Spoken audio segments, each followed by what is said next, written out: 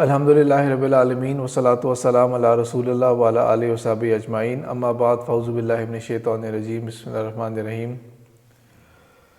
رب اشرح لی صدری ویسر لی امری واحلل عقدۃ من لسانی یفقہوا قولی۔ پچھلی کلاس کے اندر سورہ آل عمران کی آیت 91 تک ہوا تھا، یعنی کہ 3 سپارے پورے ہو گئے تھے، مکمل ہو گئے تھے۔ آج آیت 92 سے 92 سے اور چوتھا پارہ شروع ہوتا ہے جہاں سے۔ آیت چھوٹی سی ہے، مختصر ہے، لیکن اس کی ایکسپلینیشن بہت ساری ہے۔ اللہ تعالیٰ فرماتے ہیں لن تنالوا البر، ہرگز نہیں تم پہنچ سکتے بر تک، نیکی تک، حتیٰ جہاں تک کہ تنفقوا، جب تک نہ خرچ کرو تم، مما تحبون، اس میں سے جسے تم بہت محبوب سمجھتے ہو، بہت پسند کرتے ہو۔ وما تنفقوا من شیء، اور جو کچھ بھی تم خرچ کرو گے کسی بھی شے میں سے، فإن اللہ بہ علیم، تو اللہ تعالیٰ یقیناً اس کو جانتا ہے۔ پچھلی آیت کے اندر اللہ تعالیٰ نے فرمایا تھا کہ وہ لوگ جنہوں نے کفر کیا، وماتوا وہم کفارا، اور اسی حال میں مرے کہ وہ کافر تھے، اللہ تعالیٰ ہرگز قبول نہیں کرے گا کہ وہ زمین بھر بھی سونا لے آئے۔ اول تو اتنا سونا ہے نہیں، زمین بھر سونا لے آئے اور وہ فدیہ کرنا چاہیں، دینا چاہیں، اللہ تعالیٰ ہرگز ان سے قبول نہیں کرے گا۔ اولئک لہم عذاب علیم، ان کے لیے بہت دردناک عذاب ہے۔ وما لہم من ناصرین، اور ان کے لیے ہرگز کوئی مددگار نہیں ہے۔ اس کا اب نئے پارے کے ساتھ یا نئی اگلی آیت کے ساتھ ردم کیا بنتا ہے؟ اب ایکسیپشن کے ساتھ۔ اس کی تیاری کے لیے میں نے جو تنزیل.net ویب سائٹ ہے اس کو میں بہت زیادہ دیکھتا رہتا ہوں، اس ویب سائٹ کو، کیونکہ اس کے اندر انہوں نے ملٹیپل ٹرانسلیشنز رکھی ہوتی ہیں، ڈزنز کے قریب ٹرانسلیشن ہے، اس کے اندر انگلش بھی ہے اور اس کے اندر اردو بھی ہوتی ہے۔ تو واحد محمد اسد کی ٹرانسلیشن ہے، جس کے اندر صرف ٹرانسلیشن کی وجہ سے نہ سمجھ لگتی ہے کہ اس آیت اور پچھلی آیت کا ردم کیا بنتا ہے۔ انہوں نے بریکٹ کے اندر یہاں پہ لکھا ہوا ہے as far those who believe, پھر آگے اللہ تعالیٰ کہتے ہیں کہ تم لوگ بھی صرف یہ نہ سمجھ لو کہ اگر تم ایمان لے آئے ہو تو بس تمہارے لیے اس کا بالکل اپوزٹ ہے، تمہارے لیے جنت ہے، تمہارے لیے ہر چیز ہے۔ نہیں، تم بھی نیکی کی اس مقام تک نہیں پہنچ سکو گے، نہیں پا سکو گے اسے، جو سکسیڈ کر جائے، تنال، جو پہنچ جائے، اینڈ رزلٹ تک پہنچ جائے، وہ منزل تک پہنچنے والا۔ جو نائلہ نام ہوتا ہے وہ اسی لفظ سے ہی بنا ہے، جو مقصد پا جائے، جو اپنا ہدف حاصل کر سکے۔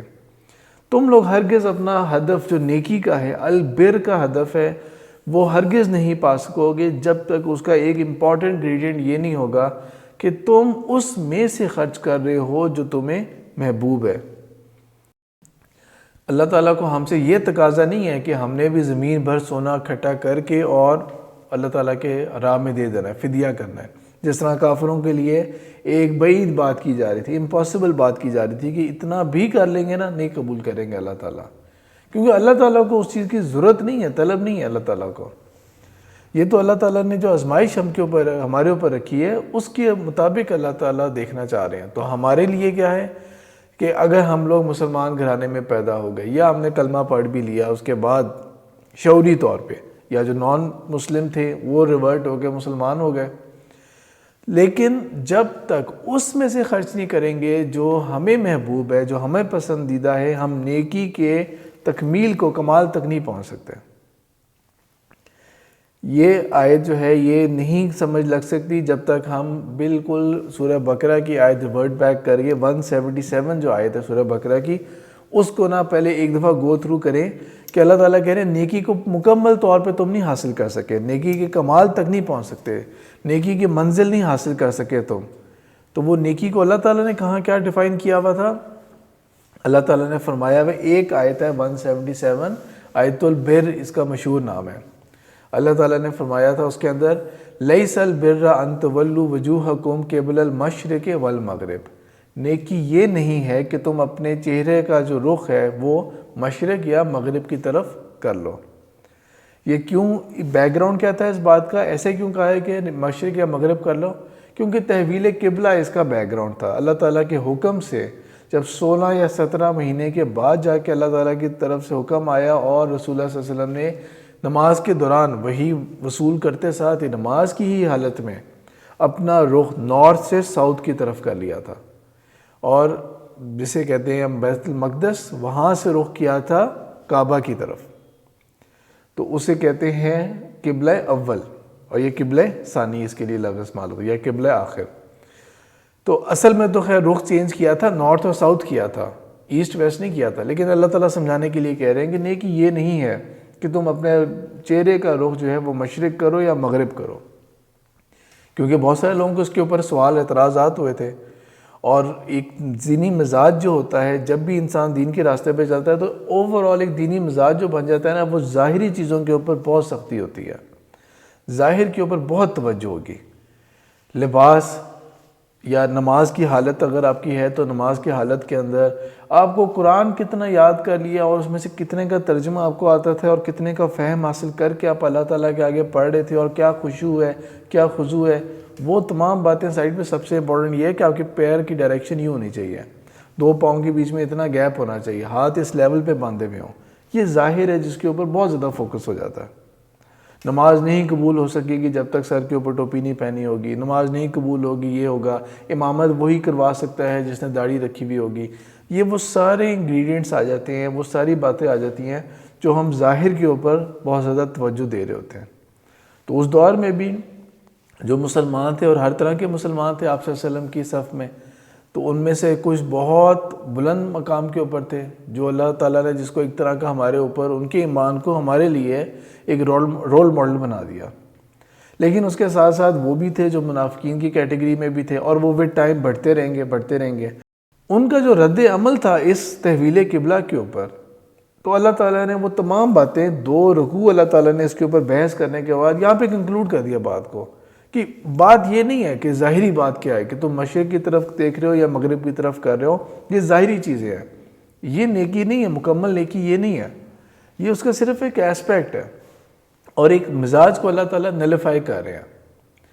جس طرح حجۃ الوداع کے موقع کے اوپر رسول اللہ پاک صلی اللہ علیہ وسلم جب نکلے اور صحابہ بھی نکلے، اور اس کے بعد جب انہوں نے نکلتے وقت انہوں نے رخ کیا مزدلفہ کی طرف جاتے ہیں، عرفات سے نکل کے، جو یوم عرفہ ہے، 9 ذی الحج ہوتا ہے، اس دن کیا حکم ہوتا ہے کہ مغرب کی اذان تک انتظار کرنا ہے عرفہ میں، جیسی اذان ہوتی ہے نماز پڑھنی نہیں ہے، مزدلفہ کا رخ کرنا شروع ہو جاؤ۔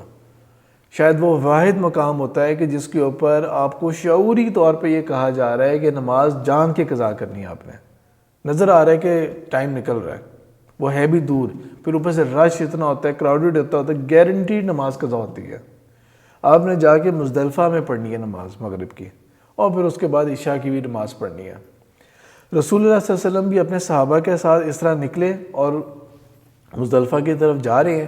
اب اس کے اندر کیا جلدی دھکم پیل، لوگ آگے پیچھے جا رہے ہوں گے کہ میں آگے نکل جاؤں، دوسرے کا راستہ کاٹ رہے ہوتے ہیں، دوسرے کو پش کر رہے ہوتے ہیں۔ یہ جو ایک عام طور پہ جس طرح مساجد کے اندر بھی ہوتا ہے، پہلی صف میں کھڑا ہو کے نماز پڑھنے کی فضیلت تو ہے، لیکن اس کا یہ مطلب نہیں ہے کہ دھکے دے رہے ہوں۔ اگر آپ کو موقع ملا ہے حج یا عمرے کا تو یہ دیکھا ہوگا کہ حجر اسود کو جب بوسہ دینا ہوتا ہے، وہ فرض نہیں ہے، وہ ہماری جنت کا راستہ نہیں ہے کہ لازمی جب جو بوسہ نہیں دے گا وہ جنت نہیں حاصل کر سکے گا، وہ عمرے کی قبولیت کی شرط نہیں ہے، وہ حج کی قبولیت کی شرط نہیں ہے۔ اس کے باوجود لوگ کیا کر رہے ہوتے ہیں، لوگ وہاں پر اتنے زیادہ ایک دوسرے کو دھکے دے رہے ہوتے ہیں، بازو سے کھینچ رہے ہوں گے، غصہ کر رہے ہوں گے، ایون بیڈ لینگویج یوز ہو رہی ہوتی ہے، ہر طرح کے اخلاقیات کے دائرے کو توڑ رہے ہوں گے، صرف اس لیے سم ہاؤ میں اس کو بوسہ دے سکوں۔ تو رسول اللہ پاک صلی اللہ علیہ وسلم نے بھی یہ منظر دیکھا کہ لوگ ایک دم سے نا بہت ہیسٹی چل رہے ہیں اور دھکے دے رہے ہیں اور جلدی کر رہے ہیں، اور کس طرح سے مزدلفہ پہنچے ہم لوگ۔ تو آپ صلی اللہ علیہ وسلم نے فرمایا ایھا الناس علیکم بسکینہ، اے لوگو تمہارے اوپر سکون اور وقار اور سکینت لازم ہے۔ اور آپ صلی اللہ علیہ وسلم نے فرمایا فَإِنَّ الْبِرَّ لَيْسَ بِإِذَا، اور ہرگز یہ نیکی نہیں ہے کہ تم لوگ تیز دوڑ لگاؤ، تم لوگ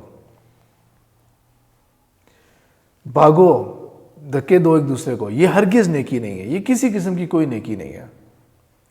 جس طرح نماز کے لیے اگر ہم جا رہے ہوں مسجد کے اندر، اور عام طور پہ کیا ہوتا ہے جب نماز نکل رہی ہوتی ہے یا پتہ لگا جماعت کھڑی ہو گئی ہے، واضح حکم ہے، لیکن لوگ کیا کر رہے ہوں گے، ایک دم سے بھاگیں گے، شوٹ لگائیں گے کس طرح سے ہم رکوع کو پا لیں، اور رکوع ہم لوگ کس طرح سے حاصل کر لیں، اس سے نماز ہماری یہ والی رکعت نہ مس ہو جائے۔ صرف اس کے اوپر کہ ایک رکعت ہمیں بعد میں نہ پڑھنی پڑ جائے اس کے لیے تو ہم اس وقت دوڑ لگاتے ہیں، اور بظاہر ہم نے اپنا کرائٹیریا میٹ کر لیا، صحیح طرح سے کھڑے بھی نہیں ہوئے، اللہ اکبر ساتھ ہی جانا ایک دم سے ہم لوگ رکوع میں چلے گئے۔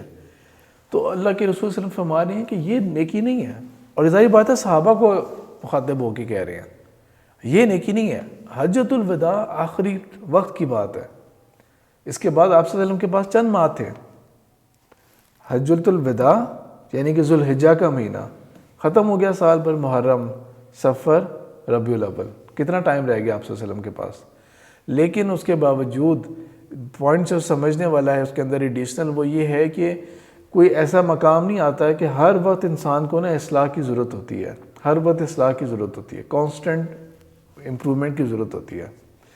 تو آپ صلی اللہ علیہ وسلم نے اس طرح کی نیکی جو ہے اور اس کے جو معاملات ہیں ان کو رد کیا تھا۔ اسی طرح ہی انہوں نے ایک تصور بنایا ہوا تھا جو پہلے سے وقت سے چلتا آ رہا تھا کہ اگر ایک دفعہ ہم احرام باندھ کے گھر سے نکل گئے ہیں، اب دوبارہ احرام کی حالت میں اگر گھر داخل ہونا پڑا اور ابھی حج یا عمرہ مکمل نہیں ہوا تو دوبارہ گھر میں داخل نہیں ہو سکتے، تو گھر کے بیک سائڈ سے داخل ہوتے تھے۔ اس کو بھی اللہ تعالیٰ نے کہا تھا کہ یہ بھی کوئی نیکی نہیں ہے کہ تم گھروں کے بیک سائڈ سے داخل ہو، بلکہ اصل نیکی کیا ہے؟ تقوی نیکی ہے۔ تمہارے اندر خدا خوفی ہونی چاہیے، احساس ہونا چاہیے کہ اللہ تعالیٰ کا شعور ہے، اللہ تعالیٰ موجود ہے، اللہ تعالیٰ کے آگے میں نے جواب دہ ہونا ہے۔ اور تقوی دونوں اس کی سائڈز آتی ہیں، ایک اس کا پازیٹیو سائڈ بھی ہے، ایک اس کی نیگیٹو سائڈ بھی ہے، یا نیگیٹو نہیں کہنا چاہیے لیکن لفظ استعمال جو بہتر یہ ہونا چاہیے کہ وہ دونوں فیلنگز جو ہوتی ہیں ان کے درمیان کی چیز ہے۔ تقوی یہ کہ اللہ تعالیٰ کا احساس ہوتے ہوئے، گاڈ کانشیسنیس ہوتے ہوئے انسان نیکی کے کام کر رہا ہو، مجھے دیکھ رہا ہے اللہ، کوئی فرق نہیں پڑتا کہ کسی اور کو پتہ لگ رہا ہے نہیں لگ رہا، کوئی اور اس کو اپریشیٹ کر رہا ہے نہیں کر رہا، اللہ کے لیے میں کر رہا تھا، اللہ تعالیٰ دیکھ رہا ہے۔ آخرت میں اللہ تعالیٰ کے آگے جب کھڑا ہوں گا اللہ تعالیٰ مجھے اس کا ریوارڈ دے دیں گے۔ اور اس کا جو دوسری سائڈ ہے، کوئی برائی نہیں میں نے کرنی، شعور اس بات کا کہ اللہ مجھے دیکھ رہا ہے۔ اگر کسی اور مجھے دنیا میں کوئی بندہ نہ روک سکا یا کسی کو میری برائی کا پتہ نہ لگ سکا، اللہ کو پتہ لگ گیا میری برائی کا، تو لہٰذا بچ کے رہنا، اللہ تعالیٰ کے خوش کرنے کی کوشش کرنا شعوری طور پہ، اور اللہ تعالیٰ کی ناراضگی سے بھی بچنا۔ تو اللہ کہہ رہے ہیں کہ بر اصل میں یہ ہے، اصل میں یہ ہے۔ مختصر طریقے سے اگر اس کو گرامیٹیکلی سمجھا جائے تو بر جو نیکی کے لیے لفظ اللہ تعالیٰ نے استعمال کیا ہوا ہے، اس کا مطلب یا اس کا روٹ جو ہے یہ وہی ہے جو خشکی کے لیے استعمال ہوتا ہے۔ بحر پانی کے لیے استعمال ہوتا ہے اور بر استعمال ہوتا ہے خشکی کے لیے۔ اس کا کیا ریلیشن شپ ہے؟ اس کا ریلیشن شپ یہ ہے کہ جس طرح پانی جو ہوتا ہے اس کے اندر انسرٹینٹی ہوتی ہے۔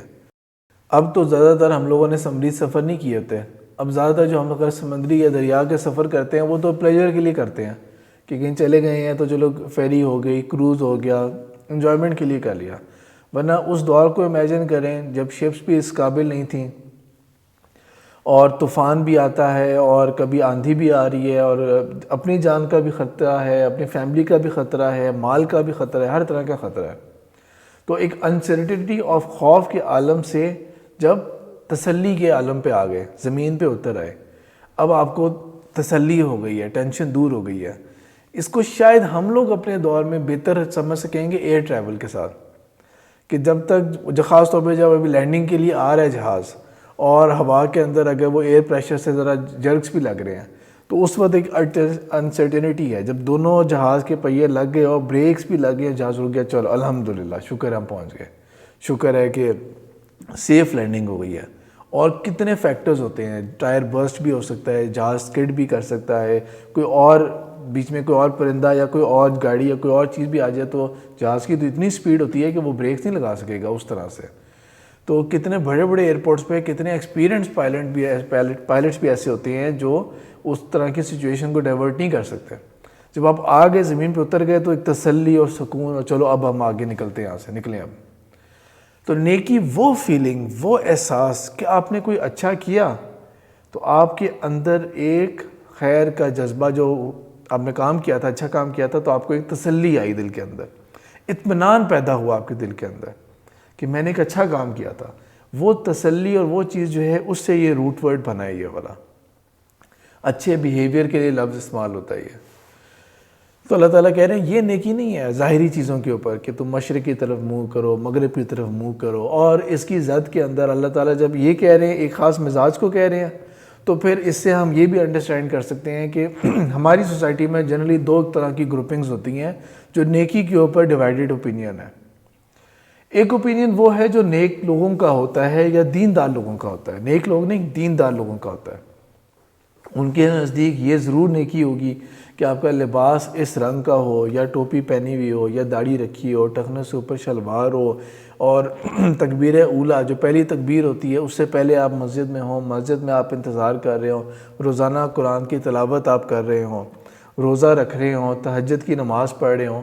یہ سارے ایسپیکٹ جو ہو گئے یہ ہو گئے نیکی ہے۔ یہ ان کے نزدیک یہ نیکی کم ہوگی کہ آپ نے اگر کسی سے کمٹمنٹ کی تھی کہ میں ابھی آ رہا ہوں، پہنچ رہا ہوں، اور آپ پہنچے نہیں ہیں اور وہاں پہ دوسرے کو پریشان کیا ہوا ہے اور ٹائم اس کا گزار رہے ہیں، یا آپ نے ایک وربل کمٹمنٹ کر لی کسی کے ساتھ، پیسے کی، مال کی، اور کوئی کسی، اور آپ اس کمٹمنٹ کو پورا ہی نہیں کر رہے، بس انشاءاللہ پرسوں میں آپ کو یہ پیسے دے دوں گا، بس یہ کل ہونے والا ہے یہ چیز، تو کل شام تک ملتے ہیں ہم لوگ۔ ساری جھوٹی باتیں، اوپر سے باتیں، باتوں کے اندر اور دعووں کے اندر الحمدللہ کا بھی اظہار ہے بہت زیادہ، اور ماشاءاللہ کا بھی اظہار ہے، اور سب کچھ سطحی ہے، سب کچھ سطحی ہے، اوپر ایک سرفیس لیول کے اوپر شو کر رہے ہیں اپنے نیکی اور تقوی، دل کے اندر اس چیز کا کوئی احساس نہیں ہے۔ انشاءاللہ کہتے وقت بھی دل کے اندر ارادہ یہ ہے کہ ہونا تو یہ کام ہے نہیں، میں نے تو کرنا ہی نہیں ہے، جب میں ہی نہیں کر رہا تو پھر انشاءاللہ میں کہہ دوں نہ کہوں کیا فرق پڑتا ہے۔ تو یہ جو پہلے سے ہی دھوکہ دینا، اس کو وہ لوگ جو لوگ زیادہ تر دیندار ہوتے ہیں اس کو وہ دھوکے میں یا اس کو نیکی کے اپوزٹ کو کاؤنٹ ہی نہیں کرتے اسے۔ دوسرا گروپ کیا ہے؟ دوسرا گروپ وہ ہے جو کہ ویسے تو بظاہر بالکل وہ ہوں گے، ماڈرن قسم کی اپیرنس ہوگی، ان کے لباس یا کلین شیو ہوں گے، یا اگر عورتیں ہیں تو وہ پردے کا خیال یا ان چیزوں کا نہیں ہوگا، اور ان کے اندر اگر ان کی جو ڈیلنگز اور وہ تمہارے معاملات ہیں ان کے اندر ایسے اسلام کی یہ والی ایسپیکٹس کم نظر آئیں گے۔ نمازوں کے اوپر بھی اتنی توجہ نہیں ہوگی ان کی، روزے یا ان معاملات کے اندر قرآن کی تلاوت تو بہت ہی دور کی بات، وہ تو رمضان میں بھی کبھی نصیب نہیں ہوا کہ وہ ہو، کوئی خواہش نہیں دل کے اندر کہ میں عمرہ کروں اور حج کروں، اور ایک لائف گزرتی جا رہی ہے بس۔ لیکن ان کے نزدیک اگر نیکی ہوگی تو نیکی یہ ہوگی کہ آپ ڈیلنگز کے اندر اچھے ہوں، آپ کا اخلاق اچھا ہو، آپ سگنل کے اوپر ضرور رکیں، آپ لائن کراس نہ کریں۔ ایئرپورٹ یا ان موقعوں کے اوپر اگر کوئی لائن لگی ہوتی ہے، ریڈ لائن لگی ہوئی ہے، باہر کے ملکوں کے اندر جس طرح ہم لوگ انسان بنے ہوتے ہیں تو اپنے ملک میں آتے ساتھ ہی ہم لوگ لائنیں توڑ رہے ہوتے ہیں اور آگے آ رہے ہوتے ہیں اور اس کا ڈسپلن کا خیال نہیں رکھ رہے ہوتے ہیں۔ تو آپ وہاں پر نوٹ کریں گے جو آپ کو ایجوکیٹڈ لوگ نظر آئیں گے نا، وہ زیادہ تر ان چیزوں کا خیال رکھ رہے ہوں گے کہ آپ کی باری تھی، نہیں میری باری ہے، یا لائن سے آگے کراس نہیں کرنا، لائن کو آگے گزرنا نہیں ہے، ایسے آگے ان تمام چیزوں کا وہ خیال رکھیں گے۔ ٹریفک رولز ریگولیشنز اور جو آفس کے ڈسپلنز ہوتے ہیں ان چیزوں کا خیال رکھتے ہوئے، اور وہ کہتے ہیں اصل نیکی تو یہی ہوتی ہے کہ انسان کی جو ڈیلنگز ہیں لوگوں کے ساتھ وہ اچھی ہو، لوگوں کا خیال رکھا جائے، لوگوں کے معاملات کا خیال رکھا جائے۔ پھر جو پیلنتھروپسٹ ہوتے ہیں جو خیرخواہی کا کام کر رہے ہوتے ہیں، کام ہی خیرخواہی کا کر رہے ہوتے ہیں، اس میں اگر سب سے بڑی ہم اگزامپل دے سکتے ہیں جو بہت ان سنگ ہیرو ہیں، مثال کے طور پہ عبدالستار ایدھی ہو گئے جس طرح، اور اس طرح کے جو بہت بڑے بڑے لوگ ہوں گے، ان کے اندر جو دوسرا ایسپیکٹ آ گیا کہ بھوکے کو کھانا کھلانا، یتیم، بیواؤں، اس کی اتنی زیادہ امپورٹنس ہو جاتی ہے کہ ان کے نزدیک باقی چیزیں جو ہیں وہ لیس امپورٹنٹ ہیں، کہ نماز اور وہ چیزیں وہ امپورٹنٹ نہیں ہیں، یہ چیزیں سب سے بڑی جو نیکی تو یہ ہے کہ آپ کسی یتیم کا خیال رکھ لیں۔ تو یہ بالکل اس طرح ہے کہ جس طرح ایک نیکی کا پورا جو تصور ہے اس کے ہر کوئی ایک حصے کو گریب کر لیا ہے، اس کو پورے کو گریب نہیں کر رہے، اس کا ایک سیٹ یا سب سیٹ اس کا جو ہے اس کو پکڑا ہوا ہے اور کہہ دیا بس یہی نیکی ہے، کل نیکی یہی ہے۔ تو اللہ تعالیٰ نے یہاں پر اس ایک آیت کے اندر کل نیکی کو ایکسپلین کیا ہے۔ اس کی ہر بات کو بہت ڈیٹیل میں نہیں جایا جا سکتا، لیکن اس کی ایک اچھی ٹرانسلیشن ود بریف ایکسپلینیشن ضروری ہے۔ تو اللہ تعالیٰ کہتے ہیں نہیں ہے کہ اصل میں وَلَٰكِنَّ الْبِرَّ، بلکہ در حقیقت نیکی تو وہ ہے، من آمن باللہ، سب سے پہلے یہ کہ ایمان لائے بندہ اللہ کے اوپر، پھر تو فنڈامنٹل چیز ہے، سوال ہی نہیں پیدا ہوتا کہ فنڈامنٹل کے علاوہ کسی اور چیز کا تصور ہو. وہ نیکی ٹوٹلی رد اللہ کے تعالیٰ کے آگے، بالکل ان ایکسیپٹیبل ہے، جس کی بنیاد اللہ کی ذات نہیں ہے. جس کی بنیاد اللہ کی ذات نہیں ہے وہ بالکل ٹوٹلی ریجیکٹڈ ہے. ایون اگر کوئی بہت چھوٹی ایگزامپل بھی لے لیں، آپ گزرتے ہوئے جا رہے تھے اور آپ نے دیکھا کہ کوئی کوڑا گرا ہوا ہے یا کوئی چیز گند گرا ہوا ہے یا کوئی پتھر پڑا ہوا ہے، یا بچے کھیل کے گئے تھے تو اینٹ پڑی ہوئی ابھی بھی روڈ کے اوپر، انہوں نے ریموو نہیں کیا، تو آپ نے اس کو اٹھا کے ریموو کر دیا وہاں سے. لیکن اگر اس کے کام کے اندر بھی دل کے اندر خیال یہ نہیں ہے کہ یہ کام بھی میں نے اللہ کے لیے کیا تھا، یہ نیکی جو ہے اس کا بھی میں اجر اللہ سے ہی مانگوں گا اور اللہ تعالیٰ سے ہی اس کا ریوارڈ مجھے ریکوائرڈ ہے، تو یہ نیکی بھی اللہ تعالیٰ قبول نہ کریں. اور یہ تو ایک حدیث کے اندر بھی ہے کہ ایمان کے درجات ہیں، 70 کے قریب درجات کا ذکر ہے، اور اس میں سب سے ہلکا درجہ جو ہے وہ یہ بھی ہے کہ انسان راہ سے چلتے ہوئے جو تکلیف دہ چیزیں ہوتی ہیں، راہ گزر کے اوپر جو تکلیف دہ چیزیں ہیں ان کو دور کرے. شعوری طور پہ کریں گے یہ ایمان آپ کا بڑھاتا ہے. لیکن اگر اس کو صرف دنیاوی یا کسی اور وجہ سے کر رہے ہوں گے تو پھر وہ ظاہری بات ہے کہ وہ نیکی اللہ کے ہاں کاؤنٹ نہیں ہوگی. سب سے پہلی چیز ہوگی اللہ کی رضا کے لیے، اللہ کی خاطر، اللہ کے لیے میں نے یہ کرنا ہے. فنڈامنٹل چیز یہ ہو گئی. والیوم الآخر، اور آخرت کے دن کے اوپر بھی اس کا ایمان ہو، اللہ پر بھی ایمان ہو، یوم آخرت پر بھی ایمان ہو. یوم آخرت کا مطلب اور اللہ سے اگر اس کو فرق کیا جائے تو وہ ڈفرنس یہ آتا ہے کہ ایک ہوتا ہے کہ کام میں کر رہا ہوں اللہ کے لیے. یوم آخرت جو ہے وہ یہ ہے کہ کوئی نہ کوئی ریوارڈ یا کوئی نہ کوئی پنشمنٹ، یہ دو چیزیں ہوں گی آخرت کے اندر. اکاؤنٹیبلٹی کا ڈے ہے، آپ نے اگر اچھا کرتے آئے تھے تو یہ آپ کے ریوارڈ کا ڈے ہے، اب آپ کو ملنا ہے کوئی ریوارڈ، اور وہ ریوارڈ کیا ہوگا؟ جنت کی نعمتوں کی شکل کے اندر ہوگا، مغفرت کی شکل کے اندر ہوگا. اور اگر تو ہیل فائر ہے، جہنم ہے، اور اس کا خوف ہے تو کوئی نہ کوئی عذاب، کوئی نہ کوئی پکڑ سے بچت کے لیے ہے وہ. لیکن اس کے اندر بھی کوئی برائی نہیں ہے، یہ بھی ایکسیپٹیبل نہیں کیا. یہ سب سے زیادہ موٹیویٹنگ فیکٹر اگر یہ ہے کہ وہ جنت کی وہ جو نعمتیں ہیں وہ اٹریکٹ کرتی ہیں، کوئی حرج نہیں ہے اس کے اندر، یہ بھی نیکی قبول ہوگی اللہ کے ہاں. یا سب سے زیادہ موٹیویٹنگ فیکٹر یہ ہے کہ وہ جو فلانے قسم کے عذاب کا ذکر آتا ہے مجھے اس سے بہت خوف آتا ہے، یا مجھے قبر کے اندھیرے سے بہت ڈر لگتا ہے. اور جب میں لوگوں کو دفناتا ہوں کہ لوگوں قبروں کے اندر دیکھتا ہوں دفن ہوتے ہوئے، تو وہ چیز جو ہے وہ مجھے بہت پریشان کرتی ہے کہ ایک دن میرے اوپر بھی آنا ہے. اس میں بھی کوئی حرج نہیں ہے. نیکی جس کے لیے کوئی نہ کوئی ریوارڈ یا پنشمنٹ کا بھی احساس ہو تو اس میں بھی کسی قسم کا کوئی حرج نہیں ہے، وہ بھی اللہ تعالیٰ کے ہاں قبول ہے. ہائر لیول، ہائر ریوارڈ کیا ہوگا؟ اللہ کی رضا، ہائر ریوارڈ وہ ہوگا. اور زیادہ تر اگر ہم اپنی ہسٹری کے اندر دیکھیں نا تو جو صوفیہ یا صوفی یا صوفیزم یا تصوف، یہ جو راستہ تھا، انہوں نے اگر دوسروں کے اوپر تنقید کیا تو یہ کیا ہے کہ تم لوگ تو عبادت کرتے ہو اللہ تعالیٰ کی جنت کے لالچ میں یا جہنم کے اس سے ڈر کی وجہ سے، جبکہ اللہ کی عبادت ہونی چاہیے، خالص ہونی چاہیے. اس بات کو اگر ہم اقبال کا وہ ایک شعر کا جو حصہ ہے، نظم کا حصہ ہے، اس کے اندر کر لیں، یہ جنت رہے مبارک زاہدوں کو کہ میں آپ کا سامنا چاہتا ہوں. کہ جنت کا حصول جو زاہد اور نمازیں پڑھے جا رہے ہیں اور بہت زیادہ کر رہے ہیں، یہ جنت ان کو ہو، مجھے تو اللہ تعالیٰ آپ کا سامنا ریکوائرڈ ہے، میں تو آپ کو دیکھنا چاہتا ہوں. تو یہ ایک مزاج کی بات ہے. لیکن بہرحال اللہ تعالیٰ نے اس کو بھی قبول کیا ہے، بالکل قبول کیا، اس میں ایسی کوئی بات نہیں ہے. جنت بھی اللہ تعالیٰ نے ہی بنائی تھی تو اس کی امید بھی اللہ تعالیٰ سے ہی ہے. جہنم بھی اللہ نے ہی بنائی ہے اور اس سے بچاؤ کے جو توقع ہے وہ بھی اللہ تعالیٰ سے ہی ہے. والملائکۃ والکتاب والنبیین، اور اس کا ایمان ہو فرشتوں کے اوپر بھی، اور اللہ تعالیٰ نے ان فرشتوں کے ذریعے جو پوری کائنات کو سنبھالا ہوا ہے اور انہی میں سے ایک کا کام پیغام پہنچانا تھا تو وہ کتاب بھی آئی ہدایت کے لیے، اور جن لوگوں کے ذریعے ہمیں ہدایت ملی وہ نبی جو غیب کی خبریں لاتے رہے، ان سب کے اوپر ایمان ہوگا. یہ پچھلی آیات جو گزری تھی ہماری اس کے اندر بھی اس کا ذکر تھا کہ ایک نبی کی بھی تکفیر نہیں کی جا سکتی. آپ یہ کہتے ہیں میں محمد رسول اللہ صلی اللہ علیہ وسلم کو آخری نبی، آخری رسول مانتا ہوں، کامل ہوگی ہدایت ان کے اوپر. میں عیسیٰ علیہ السلام کو بھی مانتا ہوں. آپ تمام باتوں کو مانتے جائیں مانتے جائیں مانتے جائیں، لیکن آپ یہ بات کہہ دیں کہ میں صالح علیہ السلام کو نہیں مانتا، یہ آپ کا نگیٹ ہو جائے گا، سارا ایمان نگیٹ ہو جائے گا. اس کے اندر کیا تھا؟ یہ ون یونٹ ہے سارے کے سارے انبیاء. رسالت ایک پورا انسٹیٹیوشن کے طور پہ جس کے اندر کتابیں، رسول اور فرشتوں کا رول، یہ ایک یونٹ کے طور پہ ہوگا. اس میں سے کسی ایک کو نگیٹ نہیں کیا جا سکتا. میں سب کچھ مانتا ہوں، میں نبیوں کو بھی مانتا ہوں، سب کچھ، میں زبور کو نہیں مانتا، یہ ممکن نہیں ہے. یہ سب کچھ ایک یونٹ کے طور پہ ہے.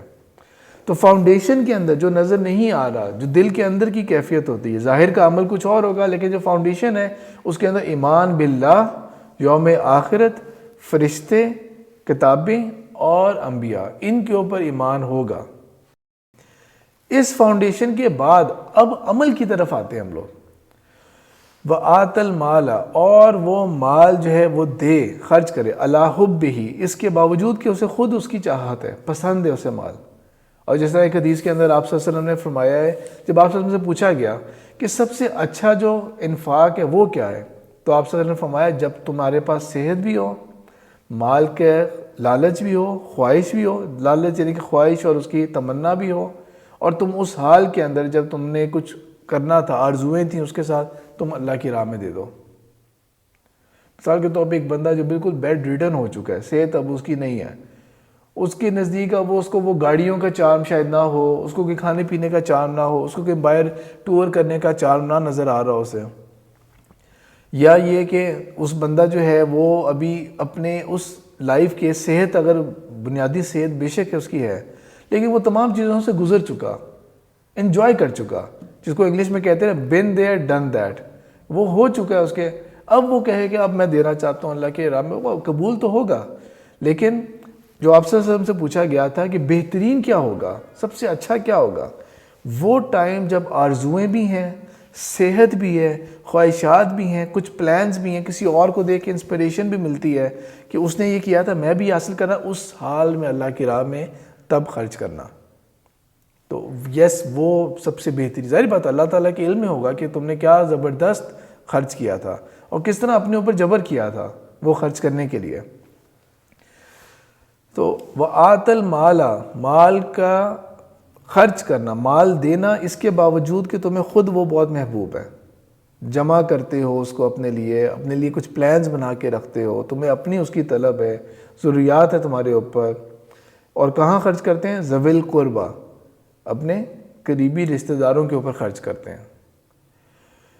قریبی رشتہ دار جو ہیں اللہ تعالیٰ نے ٹاپ کے اوپر اگر اس کو یہاں پہ مینشن کر دیا، اور ابھی بیواؤں کا یا یتیموں کا ذکر نہیں آ رہا، تو اس کی وجہ یہ ہے کہ جو رشتہ دار ہیں ان کے ساتھ نبھا کے رکھنی بھی بڑی مشکل ہوتی ہے، رشتہ داروں کو دینا بھی بڑا مشکل ہوتا ہے. رشتہ داروں کے ساتھ تو ہمیشہ ایسا لائف چل رہی ہوتی ہے کہ اپس اینڈ ڈاؤنز آ رہے ہوتے ہیں. ایک کیٹیگری آپ کی ہوتی ہے کہ آپ کو اچھے لگتے ہیں جو آپ کے رشتہ دار، ایک وہ ہوتی ہے جن سے آپ کی جان جاتی ہے، مصیبت ہے یہ رشتہ دار میرے. ایک وہ ہیں جن کے لیے آپ مصیبت ہے، کچھ ہوں گے جو وہ آپ کے لیے وہ مصیبت ہے، کچھ کو آپ پسند کرتے ہیں، کچھ آپ کو پسند کرتے ہوں گے. تو یہ ہر طرح کی جو ہوتی ہے یہ چیزیں ایگزسٹ کر رہی ہوتی ہیں، اور رشتہ داری نہیں ختم کی جا سکتی. دوستی ختم ہو سکتی ہے کسی کے ساتھ، رشتہ داری نہیں ختم ہو سکتی.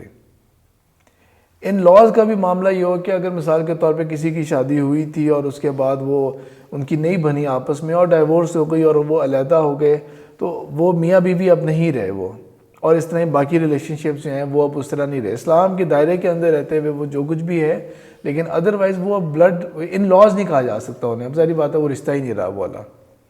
لیکن جو آپ کے بلڈ ریلیشنز ہوتی ہیں جن کے ساتھ آپ پیدا ہوتے ہیں وہ نہیں چینج ہو سکتے. نہ باپ اپنے بیٹے کو آگ کر سکتا ہے، نہ ماں باپ کے سے لا تعلقی دکھا سکتے ہیں، اولاد دکھا سکتی ہے، نہ ہی اپنے بھائیوں کے ساتھ، نہ اپنے بہنوں کے ساتھ، یہ نہیں ہو سکتا. اور انہی کو دینا، انہی کے اوپر خرچ کرنا. اور ان کے اوپر خرچ کرنا کس طرح سے؟ ایک تو خرچ کرنا اس طرح کا بھی ہے کہ اگر میں گھر جاتا ہوں اور اپنے بچوں کے لیے، اپنی مسز کے لیے اور اپنے پیرنٹس کے لیے کچھ بھی کروں ایکسٹرا، مثال کے طور پہ یہ کہ گھر کی چند چیزیں تو ذمہ داری ہیں، یہ یوٹیلیٹی کے بلز اگر کسی نے ادا کرنے ہیں، یا کوئی رینٹ پے کرنا ہے، یا بچوں کی فیس ہے، یا کوئی اور خرچے، وہ تو ذمہ داریوں میں شامل ہوگا، سمپل ذمہ داری. یا کچھ اس طرح بھی ہوتے ہیں لوگ کہ وہ خود انڈیویجول کوئی خرچہ نہیں کر رہے ہوتے، وہ کیا کرتے ہیں سیدھا لا کے اتنے پیسے گھر جا کے دے دیں گے، اپنے بیگم کو دے دیں گے یا اپنے امی کو دے دیں گے کہ یہ گھر آپ اس کو لک آفٹر کریں، جو خرچے ہیں جس طرح کرنا ہے، کچن رن کرنا ہے، جو بھی کرنا ہے یہ آپ کے پاس ہے. تو وہ بھی صدقہ کاؤنٹ ہوگا, وہ بھی نیکی کاؤنٹ ہوگی کہ آپ اس سے اضافی طور پہ کبھی کچھ لا کے دے دیں انہیں, تو وہ بھی کاؤنٹ ہوگا, اس میں کوئی شک نہیں ہے. لیکن یہاں پر ابھی جو بات ہو رہی ہے وہ یہ ہے کہ رشتہ دار آپ کے ہوں, آپ خود تو جو ہے نا کسی اور جا کے آپ کو یہ فکر لگی ہوئی ہے کہ سیریا کے اندر جو مسلمان ہیں یا روہنگیا کے اندر کیا مسلمان ہیں, ان کے لیے تو آپ درد رکھتے ہیں, ان کے لیے تو آپ کچھ خرچ کر رہے ہیں, یا آپ کو پتہ لگا تھر کے اندر وہ پانی کا بہت مسئلہ تھا تو کنواں کھودا جا رہا ہے, تو آپ اس کے لیے تو دے رہے ہیں. میں یہ نہیں کہہ رہا کہ نہیں دینا چاہیے, اس کے لیے تو دے رہے ہیں, لیکن آپ کو اتنی بھی پرواہ نہیں ہے اپنی فیملی کے بارے میں کہ کیا پتہ آپ کی اپنی فیملی کے اندر کچھ لوگ ہوں جو محتاج ہوں, وہ کسی اور سے مانگتے پھر رہے ہوں, یا وہ بالکل سفید پوشوں کے ذکر تک نہ کر سکتے ہوں اور اپنی لائف کو ریڈیوس کرتے جا رہے ہوں, کیونکہ آج کل کے حساب سے تو بہت مشکل ہے یہ معاملہ. اور آج کل ایک تو وہ دور تھا نا رسول پاک صلی اللہ علیہ وسلم کا اور صحابہ کا, بجلی ہے نہیں تو بجلی کا بل بھی کوئی چیز نہیں ہوتی دنیا میں, کوئی چیز ہی نہیں ایگزسٹ کرتی. انٹرنیٹ کوئی نام کی چیز نہیں ہے تو انٹرنیٹ کا بل بھی نہیں ہے. ٹیلی فون نام کی کوئی چیز نہیں ہے, موبائل فون نہیں ہے تو اس کا بل بھی کوئی چیز نہیں ہوتا. بچوں کی ایجوکیشن کے لیے تب سکولنگ کا سسٹم تو نہیں ہوتا تھا, تو اب سکولز بھی ہیں, وہ پے آف کرنا ہے آپ نے اس چیز کو. تو یہ تو ہے کہ ہیڈز بڑھ گئے ہیں. آج سے 20 سال پہلے, آج سے 30 سال پہلے موبائل کا تو کوئی ہیڈ نہیں ہوتا تھا نا, لیکن موبائل پھر بڑھتا گیا, ایک طرف سے شوق سے بڑھ کے اب تو نیسیسٹی بن گیا ہے. موبائل کا تو خرچہ آئے گا. انٹرنیٹ 30 سال پہلے تو کوئی نہیں یوز کرتا تھا, تو ایگزسٹنٹ ہی نہیں تھا. مڈ 90s سے شروع ہوا, لیٹ 90s سے پاکستان میں بھی آ گیا, اب وہ ضرورت بن گیا انٹرنیٹ کے بغیر. تو آپ کے تو وہ ایک ہیڈ ہے آپ کے پاس, یعنی کہ اب یہ لگژری نہیں رہا, یہ بیسک چیزوں میں سے شامل ہے, یہ بیسک چیزوں میں شامل ہے. تو یہ معاملات آپ صلی اللہ علیہ وسلم کے دور میں صحابہ اور یہ اس طرح نہیں ہوتا تھا. لائف تب زیادہ سمپلیفائڈ ہوتی تھی کہ کیا ہوگا کہ ہر بندے نے اپنے اپنے گھر کے اندر جانور پالے ہوئے ہیں. ایکسپیکٹڈ کیا ہے کہ انہی کا دودھ ہوگا, کبھی انہی کا گوشت ہوگا, اور اگر اپنی فصل کوئی کر پا رہا نہیں تو ادروائز اسی سے بارٹر ٹریڈ ہو رہا ہوگا. Basic necessities. ابھی تو آپ کو پتہ ہے گھروں کے اندر خدا نہ خواستہ, اللہ نہ کرے, ایک دم سے کوئی راشن کے مسائل کریٹ ہو جائیں. ہمارے گھر کے اندر, ہم میں سے ہر ایک کے گھر کے اندر کچھ بھی نہیں ہے کہ آپ کے ایکسپیکٹ کریں کہ مجھے گھر گزارا کروا دے گا میرا. پہلے تو یہ تھا نا کہ گھر کے اندر لائف سٹاک ہے ہر ایک کے پاس, مرغیاں پالی ہوئی ہیں, بکریاں پالی ہوئی ہیں, اور گائے بھینسیں ہیں اگر ہر ایک کے اندر, جس طرح کہ گاؤں ٹائپ تصور ہوتا ہے. تو اگر چلو باہر سے نہیں آ رہا, خوراک نہیں آ رہی, تو ہمارے پاس کم از کم ہم سیلف سسٹین کر سکیں گے کچھ. ابھی تو آپ کو پتہ ہے جو ہے بس فریج کی حد تک ہی ہوگا, اگر فریج میں کچھ پڑا ہوا ہے, دیٹس اٹ. تو ہیڈز بڑھتے جا رہے ہیں اور ہم لوگ اپنی اس جو بیسک لائف کا جو تھا اس سے اسٹرکچر سے دور ہوتے جا رہے ہیں. لیکن اس کے ساتھ ساتھ جو حکومتوں کی نالائکی ہے, جس طرح ابھی جو پچھلے 2 سال کے اندر جس حساب سے مہنگائی ہوئی ہے, جس حساب سے لائف جو ہے وہ ڈیفیکلٹ ہو گئی ہے, اور وعدے تھے کہ جابز نکلیں گی, اور الٹا یہ حساب ہے کہ 11 سے 15 لاکھ کے درمیان لوگ جو ہیں الٹا بے روزگار ہو گئے ہیں. اور یہ یعنی کہ نون سٹیٹسٹکس ہے. یہ ان حالات کے اندر اب تو اور زیادہ ضروری ہو گیا ہے کہ اس بات کے اوپر نظر ہو کہ کوئی ایسا تو نہیں ہے کہ جو بہت زیادہ ضرورت مند ہو گیا ہو. اب تو انفاق کے لیے زیادہ کرنے والا کام ہے.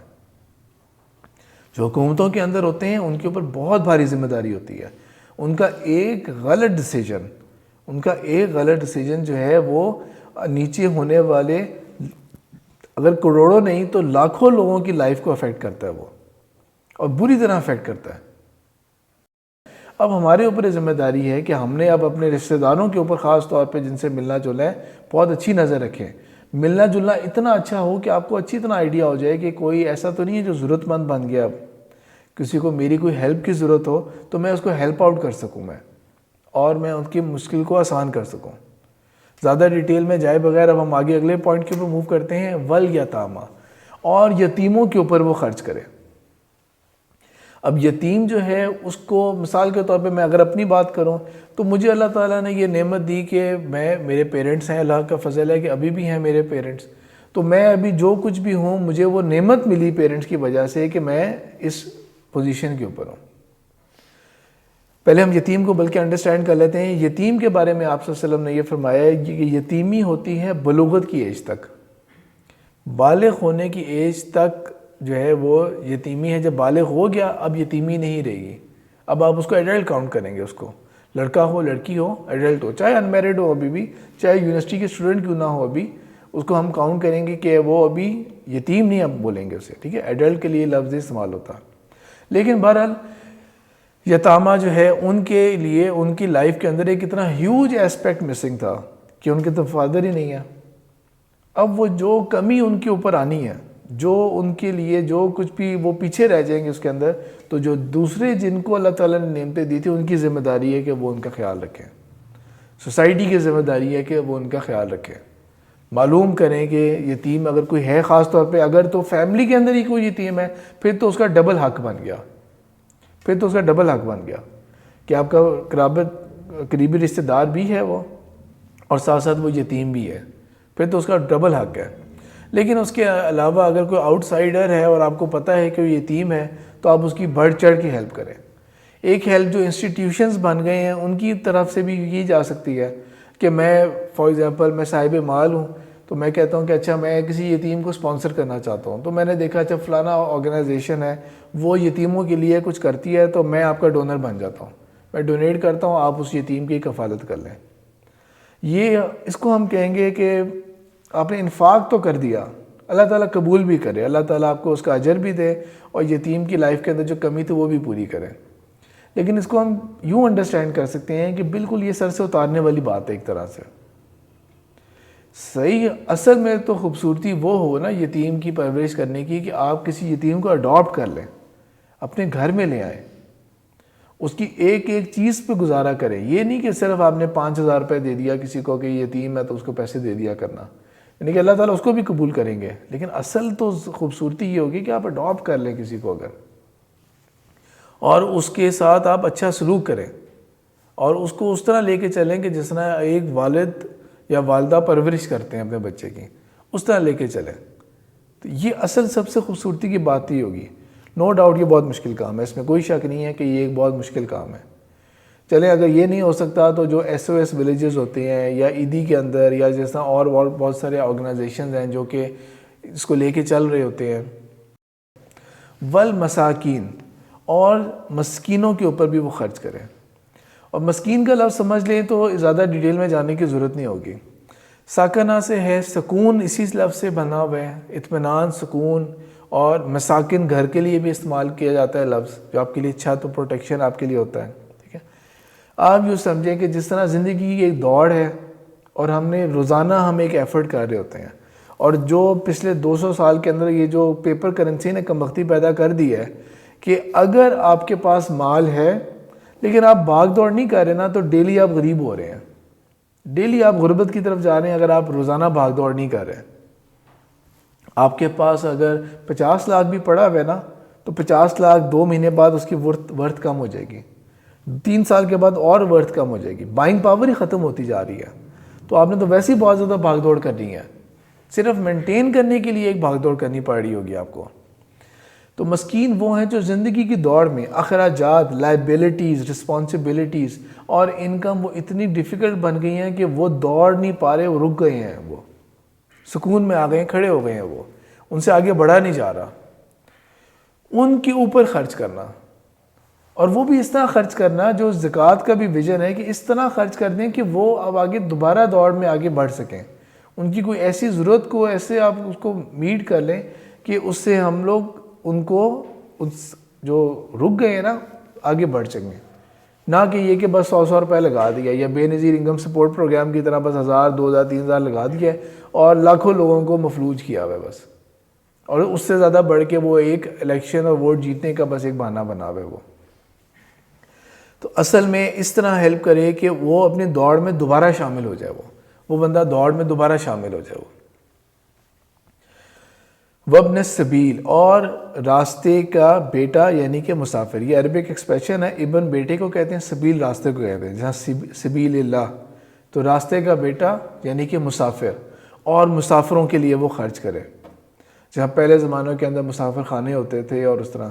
مسافروں کے لیے کیوں ذکر کیا ہے؟ مسافر ضروری نہیں ہے کہ وہ مسکین ہو، ضروری نہیں ہے کہ وہ یتیم ہو، اور ضروری نہیں ہے کہ وہ اس طرح کا محتاج ہو کہ وہ بالکل ہی آپ کے ہر نیکی اور ہر خیر کے آگے آپ کے آگے ہاتھ پھیلا رہا ہوگا.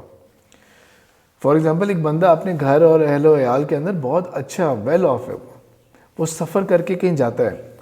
اس دور کو امیجن کریں پھر تو یہ بہت زیادہ بات سمجھ میں آتی ہے کہ چاہے اس کے پاس پیچھے مربوں کے حساب سے زمینیں تھیں اور ہیوج لائف اسٹاک تھا, لیکن جب وہ سفر پہ نکلا ہے نا تو جو اس کے سواری کے اوپر یا تھیلوں کے اندر یا اونٹ کے اوپر آ گیا بس وہی سامان ہے اس کا, وہی راشن ہے, وہی ہتھیار ہے اور وہی اس کا سب کچھ ہے.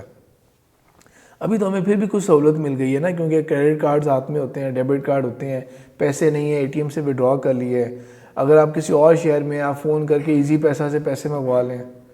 لیکن فرض کریں کہ کوئی ایسا بندہ ہو جو گھر میں بہت ویل آف ہے, گاڑیاں ہیں اس کے پاس, کئی امپلائیز ہیں, بزنس اونر ہے, وہ ٹریول کر کے کہیں جا رہا تھا اور اس ٹریول کے دوران اس کا والیٹ گم ہو گیا, موبائل والیٹ دونوں گئے.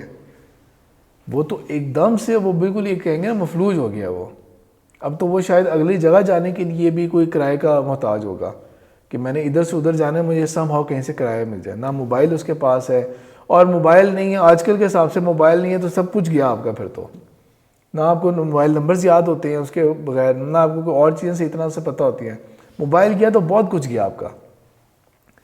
تو ایسے لوگوں کے لیے ہیلپ کا کوئی بندوبست ہونا چاہیے, اسٹیٹ لیول کے اوپر بھی لیکن انڈیویجول لیول کے اوپر بھی.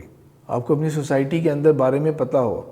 ہماری مساجد کا سسٹم کم سے کم اتنا اچھا ہونا چاہیے کہ مسجدوں کے اندر جو لوگ, ہماری ابھی مسجدیں کیا ہوتی ہیں, مسجدوں پہ تالے لگے ہوتے ہیں پورا دن, کروڑوں روپے کی فنڈنگ کر کے ایک مسجد بنا لیتے ہیں اور پورا دن تالے لگے ہوں گے اس کے اوپر, سوائے نمازوں کے ٹائم کے اوپر تالے کھولے جائیں گے بس, اور اذان ہوئی, لوگ آئے, نماز پڑھی اور اس کے بعد چلے گئے, بس ختم. اور دوبارہ رات کو رات بھر تالا لگا ہوا ہے. یعنی کہ شاید one of the most unutilized areas بن گئی ہیں مساجد ہماری. ورنہ ادروائز یہ کمیونٹی سینٹرز ہونے چاہیے, یہ بہترین قسم کے کمیونٹی سینٹرز ہونے چاہیے, یہ جہاں پہ پورے علاقے کے لوگ آ کے مل بھی رہے ہوں, کوئی ایکٹیویٹیز بھی ان کی چل رہی ہوں. جس طرح آپ صلی اللہ علیہ وسلم کیا کرتے تھے کہ نماز کے بعد, فجر کی نماز کے بعد مسجد میں ہی بیٹھے رہتے تھے, صحابہ سے باتیں بھی ہوتی تھیں اور خواب بھی ڈسکس ہوتے تھے, اور ڈیلیگیشنز آ رہے ہیں تو وہ بھی مسجد میں مل رہے ہیں, اور کوئی اگر اناؤنسمنٹ ہونی ہے تو وہ بھی مسجد کے تھرو ہو رہی ہے. ایون قیدی بھی مسجد میں باندھے ہوتے تھے, قیدی, کافر قیدی بھی مسجد میں باندھے ہوتے تھے کہ وہ ان کو اسلام وہیں سے ان کو نظر آئے گا. اور نجران کا بھی وفد آیا تھا, مسجد میں ٹھہرے تھے وہ لوگ, عیسائی تھے وہ لوگ, مسجد میں ٹھہرے تھے. تو اگر اس طرح کی مسجد جو ہے وہ کمیونٹی سینٹرز بن جائیں, اور آپ کو پتہ لگے کہ کوئی بندہ یہاں پہ آیا اور آپ اس سے معلوم کریں کہ آپ کو نئے بندے معلوم ہوتے ہیں, آپ یہاں کے رہنے والے نہیں ہیں, آؤٹ سائڈر ہیں, اور آپ اس کے ساتھ تھوڑا انٹیکٹ ان ریلیشن آئیں اور آپ کو پتہ لگے کہ ہاں یہ کوئی ضرورت مند تھا, یہ ایک تھا جو مسافر ہے اور یہاں پہ آ کے محتاج ہو گیا. سم ہاؤ آپ کے پاس ان کے ہیلپ کرنے کے لیے کوئی نہ کوئی راستہ اور وسیلہ ہونا چاہیے. وسائلین, اور جو سوال کرتے ہیں, جو مانگتے ہیں. اس سے یہ ظاہر ہو گیا کہ مسکین اور مانگنے والا ایک الگ کیٹیگری ہے. سفید پوش اور ہاتھ پھیلا کے مانگنے والے دو الگ کیٹیگریز ہیں. پہلی بات تو یہ انڈرسٹینڈ کریں کہ ظاہری بات ہے, اگر اس سینیریو کو دوبارہ امیجن کریں کہ اپنے آپ کو تصور کر لیں, آپ کسی اور جگہ پہ ٹریول کرتے ہوئے جا رہے تھے, چاہے ملک کے اندر ہی ہیں اور شہر کے دوسرے کونے کے اندر ہی ہیں, کیوں نہیں, آپ کا والیٹ بھی گیا, آپ کا موبائل بھی گیا, آپ اتنے تو محتاج ہوں گے نا کہ آپ کو کسی اور سے سوال کرنا پڑے گا, کچھ نہ کچھ تو مانگنا ہی پڑے گا نا آپ کو اس سے. چاہے آپ اس کو یہی کہہ دیں کہ وہاں پہ جا کے مجھے وہاں تک ڈراپ کر دو, وہاں جا کے میں آپ کو پے کر دوں گا, لیکن آپ کو مانگنا تو پڑے گا نا. تو یہ ایک سچویشن ہے جو آ سکتی ہے. لیکن ہمارے ہاں جو ہے, جو زیادہ تر جو بیگرز بن گئے ہیں اور ایک انسٹیٹیوشن کی طرح اور ایک پروفیشن کی طرح بن گئے ہیں, وہ چیز البتہ ایسی ضرور ہے کہ جس کو کنڈیم کرنا چاہیے. نمبر 1 یہ کہ ان کو نہیں دینا چاہیے اتنا زیادہ جس طرح کے ہم لوگ دے رہے ہوتے ہیں,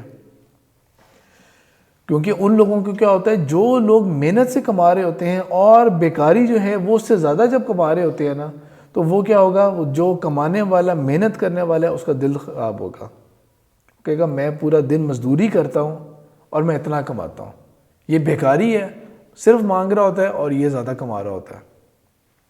مثال کے طور پہ اشاروں کے اوپر پکے لوگ کھڑے ہوئے ہوتے ہیں, مجھے وہاں ڈراپ کر دیں آپ، اب لفٹ دیں گے، بیچ میں اپنی قصے کہانی شروع ہو جائیں گے. میں نے خود اس طرح کے لوگوں کو وٹنس کیا ہوا ہے.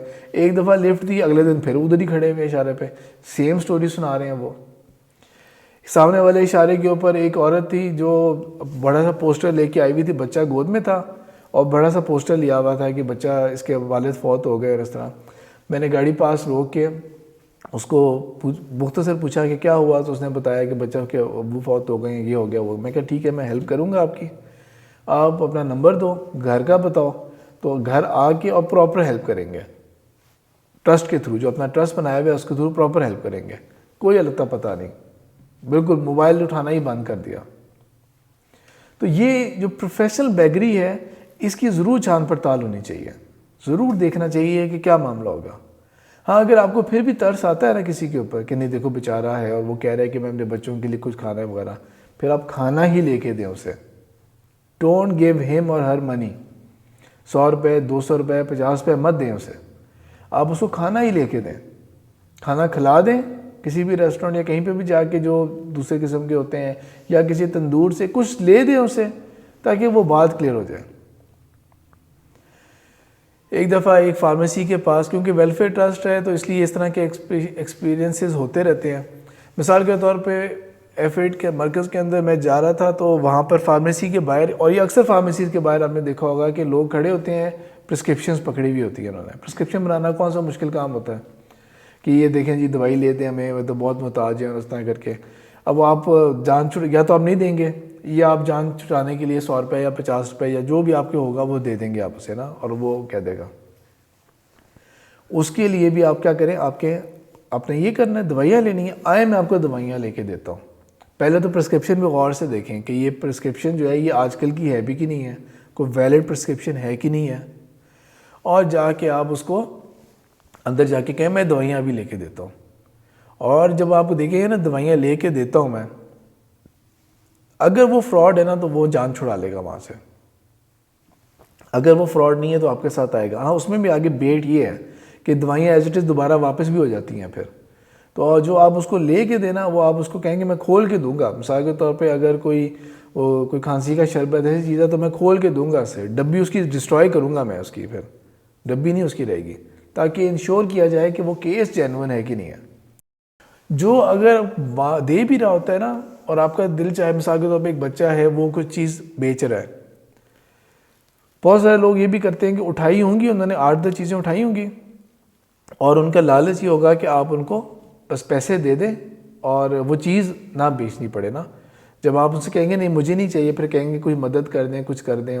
اس کے لیے بھی اس چیز کا خیال رکھیں کہ مثال کے طور پہ یہ کہ بچوں کی کلرنگ بک ہی وہ بیچ رہا ہے اور وہ کہہ رہا ہے کہ یہ جی 50 روپے کی ہے یا 100 روپے کی ہے فار ایگزامپل. آپ کو اس پہ رحم اور ترس آیا، آپ اس کو زیادہ پیسے دینا چاہتے 500 روپے دے دیں، لیکن وہ بک ضرور لیں اس سے. اس کی کوئی چیز جانی چاہیے، اس کو بھی پتہ لگنا چاہیے کہ یہ میرے مانگنے اور بھیک کی وجہ سے یہ نہیں ہے. اور آخری کیٹیگری جو خرچ کرنے کی ہے وہ اللہ تعالیٰ کہتے ہیں وفر رقاب، اور گردنوں کے چھڑانے میں. رقب گردن کے لیے ہوتا ہے، گردنوں کے چھڑانے میں مال خرچ کرتے ہیں. اس دور کے اعتبار سے یہ اس سے مراد تھے غلام لوگ مراد ہوتے تھے. اس سے غلاموں کو آزاد کرنے میں کام آتے ہیں.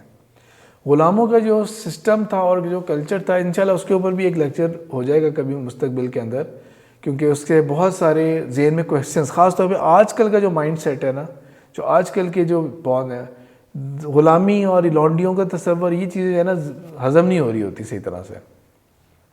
تو اس کے اوپر بھی انشاءاللہ کبھی بات کر لیں گے. ابھی صرف اس پوائنٹ کی حد تک رہتے ہوئے، غلام اسلام نے جس کو ایکنالج کیا ہوا ہے وہ غلام ہوگا جو حالت جنگ میں پکڑا جاتا ہے. جو یہ نہیں کہ اغوا کر لیا آپ نے کسی کو اور آپ نے اس کو غلام بنا لیا، یہ نہیں. اس کو تو بلکہ آزاد کو بیچنا، اس کے لیے تو وہ ان گناہوں میں سے جس کا پچھلے کچھ عرصہ پہلے ذکر کیا تھا میں نے چند کلاسز پہلے. تو لیکن جو لیجیٹیمیٹ غلام ہے، ان کو آزاد کرنے میں نمبر 1 یہ کہ اسلام نے تو اس غلاموں کے ساتھ حسن سلوک کا یہ معاملہ کر دیا کہ جو یورپ کے غلام اور جو اسلامک امپائر کے اندر غلام رہے ہیں ان کو کبھی بھی مکس اپ کر کے گڑبڑ نہ سمجھیں. یورپ اور اس سائڈ کے اوپر انتہا کا ظلم ہوتا تھا. جس طرح امریکہ نے کیا کیا تھا، افریقہ سے افریکنز کو، آزاد لوگوں کو بیچاروں کو پکڑ پکڑ کے غلام بنا بنا کے اور ان سے کام لیا تھا۔ اسلام نے ایسا کوئی کام نہیں کیا۔ لیکن جو اگر ہے غلام تو اتنا بھی آپ کو اختیار نہیں ہے کہ آپ غلام کے منہ کے اوپر تھپڑ مار سکیں، کیونکہ اگر منہ پہ تھپڑ مارے اس کا کفارہ یہ ہے کہ اس کو اب آزاد کرنا پڑے گا۔ تو حسن سلوک ایسا ہے، وہ کھاؤ جو خود کھاتے ہو وہ اس کو کھلاؤ، اس کے اوپر انشاءاللہ کبھی بات ہوگی والی۔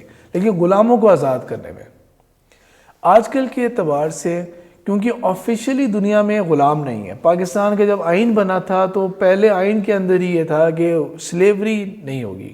آرٹیکل 11 جو ہے کانسٹیٹیوشن آف پاکستان کا، پہلے آئین سے ہی، یعنی کہ یہ نہیں کہ جو بیچ میں شکیں ایڈ ہوتی نہیں، انڈرسٹوڈ بات غلامی ختم۔ باقی اور جو ممالک تھے ان کے اندر ختم ہوتا رہتا ود ٹائم۔ مثال کے طور پہ سعودی عربیہ نے 1962 میں غلامی ختم کی تھی، اس سے پہلے غلام تھے وہاں پہ۔ آفیشلی میں نہیں جانتا کسی بھی ملک کو جہاں پہ غلامی ابھی بھی چل رہی ہوتی ہے۔ یہ جو اس طرح کے ملیٹنٹ گروپس نے جو خطوں پر، جس طرح داعش نے کر لیا تھا، یا بوکو حرم جو افریقہ کے اندر ہے وہاں پہ وہ لوگ کر رہے ہیں نائجیریا کی طرف، وہ کوئی ریاست نہیں ہے، وہ کوئی ایکنالجڈ کوئی چیز نہیں ہے، وہ صرف ایک انتہا پسند قسم کے کچھ ایلیمنٹس ہیں، وہ ان کو ملک سے نہیں کرنا چاہیے۔ تو ملکی لیول کے اوپر غلاموں کا تصور نہیں ہے۔ ہاں ویسے یہ ضرور ہے کہ سیکس سلیوز کے نام سے یا باہر جا کے لیبر کو اس طرح سے ایکسپلائٹ کرتے ہیں کہ جو اللیگل امیگرینٹس ہوتے ہیں ان کو ایکسپلائٹ کرنا، ان کو غلاموں کی طرح ٹریٹ کرنا، وہ ایک اور بات ہے، وہ ایک الگ بات ہے۔ ان آفیشیلی پھر اس طرح بھی کیسز ہوتے ہیں کہ کسی بڑے وڈیروں یا ان علاقوں کے لوگوں نے اپنے جو بالکل جو ماتحت لوگ ہوتے ہیں ان کے ساتھ غلاموں والا سلوک کیا ہوتا ہے۔ تو وہ کیٹیگرائزیشن اور ان آفیشیل۔ لیکن اس کیٹیگری کے اندر جو بھی فال کرے گا، چاہے وہ کڈنیپ ہو گیا تھا، اب اس کو آزاد کرنا ہے، اس کے لیے اگر آپ کو کچھ خرچہ کرنا پڑ رہا ہے، لا انفورسمنٹ ایجنسیز اپنا کام کریں۔ لیکن اگر کوئی ایسا کیس ہو گیا، اس کو بچانا پڑ گیا، کوئی لیجیٹیمیٹ طریقے سے قرضوں کے اندر ڈوبا ہوا ہے، مثال کے طور پر فیملی کے اندر کوئی بیمار ہو گیا تھا اور کسی ایسی بڑی بیماری میں مبتلا ہو گیا تھا کہ اس کا افورڈیبلٹی نہیں تھی۔ مثال کے طور پہ آپ خود سوچیں کہ اگر ہمارے پاس سیونگز ہوئی ہوئی ہیں، بینک کے اندر پڑے ہوئے ہیں، میں بینک بیلنس دیکھتا ہوں، اچھا میرے پاس 85 لاکھ ہے، اچھا آج کیا ہے میرے پاس 20 لاکھ ہے، کوئی کہے گا میرے یہ ہے کمیٹی نکل رہی ہے، میرے پاس اتنے پیسے ہوں گے۔ خدا نہ خواستہ کوئی اس طرح کی بیماریوں میں اللہ نہ کرے ملوث ہو جائے، جس طرح کے کینسر ٹائپ بیماریاں ہوتی ہیں، جہاں کہ ایوریج یعنی کہ ہماری فیملی کے ریلیٹیو کی ایک ہوئی تھی تو اس مہینے کا ایوریج خرچہ جو تھا وہ 2 لاکھ روپیہ تھا۔ اب یہ تو نہیں ہو سکتا نا کہ ہم کہیں گے یار پیسے نہیں ہیں تو بس اللہ حافظ، یہ تو نہیں ہو سکتا۔ تو اس کے لیے اگر کسی کو آپ خرچہ کریں اور آپ کو قرضہ لینا پڑ گیا اور اب آپ اس قرضے کے بوجھ تلے، یہ لگژری کے لیے نہیں لیا تھا آپ نے، ایک بہت مجبوری بن گئی تھی، اس کے لیے قرضہ لیا تھا اور اب اس میں پھنس گئے، چاہے وہ اللہ تعالیٰ نے اس کو شفا دی یا اللہ تعالیٰ نے رحم کیا اور وہ اللہ کے پاس فوت ہو کے چلے گئے۔ دونوں صورتوں کے اندر اب وہ بوجھ کے اندر آ گئے ہیں، اب ان کی اگر ہیلپ کی جائے تو وہ بھی پھر رکاب میں آئے گا۔ اس میں جو لگژری کے لیے اگر کسی نے بینک سے لون لے لیا کہ میں گاڑی لیز پہ لینا چاہ رہا ہوں، میں گھر مارگیج پہ کرنا چاہ رہا ہوں، یا کریڈٹ کارڈ کو خوب عیاشی کے ساتھ استعمال کیا اور اس کے بعد جو ہے وہ اب کہہ دیا کہ وہ ہوئی تو میں بہت بری طرح پھنس گیا ہوں، اور اب اصل میں دل میں تو وہاں پہ پھنسے ہوئے ہیں اور آ کے اپلیکیشن یہ دے رہے ہیں کہ نہیں جی مجھے تو اب پتہ لگا کہ سود حرام تھا اور یہ تھا وہ۔ یہ میری ذاتی رائے میں یہ بالکل بھی اس کیٹیگری کے اندر فال نہیں کریں گے، جو پہلے تو انجوائے کر لیا بعد میں اس کو یوز کر لیا۔ ایسی اپلیکیشنز بھی آتی رہتی ہیں اس طرح کی۔ ابن ماجہ کی حدیث ہے کتاب الزکوٰۃ کے اندر، صحیح درجے کی حدیث ہے 1844، سلمان بن عامر رضی اللہ تعالیٰ عنہ سے روایت ہے کہ رسول اللہ صلی اللہ علیہ وسلم نے فرمایا مسکین کے اوپر صدقہ کرنا ایک صدقے کے برابر کا اجر دیتا ہے، وَهِيَ عَلَى ذِي الْقُرْبَى قرابتا، اور اگر قریبی رشتہ دار کو صدقہ دیا جائے تو وہ دوہرا اجر دیتا ہے، ایک اجر صدقہ دینے کا اور ایک صلہ رحمی کا۔ یتیم کے بارے میں جو ریوارڈ اللہ تعالیٰ نے مینشن کیا ہوا ہے یا جو ریوارڈ اللہ کی طرف سے ہوگا اس کے بارے میں سہیل بن سعد رضی اللہ تعالیٰ سے روایت ہے کہ رسول پاک صلی اللہ علیہ وسلم نے فرمایا انا وکافل یتیم فی الجنت ہاکذا، یتیم کی کفالت کرنے والا اور میں یعنی کہ رسول پاک صلی اللہ علیہ وسلم جنت میں ایسے ہوں گے جیسے یہ دو ہیں انگلیاں، بالکل ساتھ۔ اب وہ دیکھیں نا کہ جنت کے اندر ہم سے کہتے ہیں نا کہ آپ کا پلاٹ کس کے ساتھ ہے، آپ کی رہائش کس کے ساتھ ہے، آپ کے قریب میں کون رہتا ہے، نیبرہڈ میں کون رہتا ہے۔ یتیم کی کفالت کرنے والا میرے ساتھ جنت میں ایسے ہوگا جیسے یہ دو انگلیاں ہیں۔ مسکین کے بارے میں آپ صلی اللہ علیہ وسلم نے فرمایا کہ مسکین کون ہے؟ ابو ہریرہ رضی اللہ تعالیٰ سے روایت ہے کہ رسول پاک صلی اللہ علیہ وسلم نے فرمایا مسکین وہ نہیں ہے جو ایک لقمے یا دو لقمے یا لقموں کے لیے مانگتا پھر رہا ہو، ہر چیز کے لیے تم سے جنم کر رہا ہو، لیکن مسکین در حقیقت مسکین کون ہے؟ جس کے پاس مال نہیں ہے، پیسہ نہیں ہے، لیکن وہ مانگتا نہیں ہے، شرم کھاتا ہے لوگوں سے، اور لوگوں سے چمٹ چمٹ کے نہیں مانگتا۔ یہ سب سے بڑی نشانی ہے، اور وہی سائلین اور مسکین میں فرق کرنے والی یہی بات ہے۔ یہ صحیح بخاری کی حدیث ہے کتاب الادب کے اندر 6009 کہ آپ صلی اللہ علیہ وسلم نے فرمایا بیواؤں محتاجوں کی خبر گیری کرنے والا، ان کے حال معلوم کرنے والا، اگر اس کے پاس نہیں بھی کچھ ہے، پیسہ نہیں ہے، لیکن ایٹ لیسٹ وہ ان کے ساتھ کنیکٹڈ ہے، ان کے لیے کوشش کرتا ہے کہ اور کچھ نہیں، کم سے کم جسے کہتے ہیں نا انگلش میں جسے کہتے ہیں کہ a shoulder to cry upon، کہ کم سے کم وہ ان کو وہ سہارا دیتا ہے، ان کے کوئی بات چیت سننے والا کوئی ہو، just be a good listener to them۔ تو بیواؤں کو اور مسکینوں کو خبر گیری کرنے والا جو ہے وہ اس شخص کے برابر اجر رکھتا ہے جو اللہ کی راہ میں جہاد کرتا ہے، یا جو پورے رات کھڑا ہو کے نماز پڑھتا ہے، یا جو پورے دن کا روزہ رکھتا ہے اور کبھی اس کی افطاری بھی نہیں کرتا۔ اس طرح اس قدر وہ درجہ پا جاتا ہے۔ سائلین کے پوائنٹ آف ویو سے جہاں پر آپ صلی اللہ علیہ وسلم کی طرف سے یہ ہے کہ کچھ نہ کچھ دے دیا کرو، اور اس طرح کے احکامات بھی ہیں جس طرح یہاں پہ کہہ دیا کہ دے دینے کی طرف ہے، وہاں پہ دوسری طرف ایک بلند مقام کی بات بھی آپ صلی اللہ علیہ وسلم نے کی ہے، جو ابن ماجہ کی کتاب الزکوٰۃ کی حدیث ہے 1837، صحیح درجے کی حدیث ہے، کہ ثوبان رضی اللہ تعالیٰ نے فرمایا کہ رسول اللہ صلی اللہ علیہ وسلم کا کہنا تھا کون میری ایک بات کو ذمہ داری سے پکڑ لے اور اس کے لیے میں جنت کی ذمہ داری دیتا ہوں۔ کوئی ایک کون مجھے گارنٹی کرتا ہے کہ میں جو اس کو بات کہوں گا نا اس کو وہ تھام لے، پکڑ لے، تو پھر میں گارنٹی کرتا ہوں کہ اس کے لیے جنت ہے۔ تو آپ صلی اللہ علیہ وسلم نے جب پوچھا گیا اور میں نے کہا کہ میں ہوں اللہ کے رسول صلی اللہ علیہ وسلم، تو آپ صلی اللہ علیہ وسلم نے فرمایا لا تسأل الناس شیئا، لوگوں سے کبھی کچھ نہ مانگا کرنا، تمہارے لیے جنت ہوگی۔ ڈیڈیوس بات کیا ہے اس سے؟ تمہارے لیے جنت ہوگی، جنت کی گارنٹی ہے میری طرف سے۔ آپ صلی اللہ علیہ وسلم کہہ رہے ہیں تمہاری زندگی کی روش کیا ہوگی؟ لوگوں سے کبھی مانگا مت کرنا کچھ بھی، تو جو ضرورت مند ہو بھی جائے سائل نہ بنے اس طرح کا کہ لوگوں سے چمٹ چمٹ کے مانگے۔ ہاں اگر اللہ تعالیٰ کوئی راستہ نکالتے ہیں تو ضرور اس کو اویل کریں، لیکن اس طرح مانگنے والا نہ بنے۔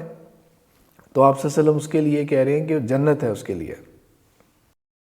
یہ کیٹیگریز ہو گئی جو مال خرچ کرتے ہیں۔ پھر اس کے بعد اور کیا ہے؟ وَأَقَامَ الصَّلَاةَ، اور وہ نماز بھی قائم کرتا ہے۔ یہ نہیں نمازوں سے غافل ہوئے ہوئے ہیں کہ ہم تو اتنی زیادہ نیکی کرتے ہیں کہ ہمیں نمازیں اور یہ چیزیں جو ہیں یہ نہیں، نمازوں سے وہ غافل نہیں ہے، بلکہ نماز قائم کرتا ہے۔ وہ باجماعت نماز پڑھنے والے، مسجدوں میں نماز پڑھنے والے ہیں۔ وَآتَ الزَّکَاةَ، اور زکوٰۃ کے اندر بھی کوئی کوتاہی نہیں کرتا۔ اور یہ ایک ریئر اوکیزن ہے جس کے اندر قرآن کے اعتبار سے جہاں پر پہلے اللہ تعالیٰ انفاق کو الگ کاؤنٹ کر رہے ہیں، صدقہ کو یا مال کو خرچ کرنے کو الگ کاؤنٹ کر رہے ہیں، اور زکوٰۃ کو الگ کاؤنٹ کر رہے ہیں، جس سے یہ ثابت ہوتا ہے کہ صرف زکوٰۃ جو ہے وہ خرچ نہیں ہے آپ کے اوپر، زکوٰۃ ایک منیمم لیول ہے، جس طرح فرائض نمازیں ہوتی ہیں، یا جس طرح رمضان کی گنتی کے روزے ہو گئے 29 یا 30 جتنے بھی ہو گئے، یہ ہے خرچ کرنا جو نیکی کا راستہ ہے، یہ نیکی کی بات ہو رہی ہے۔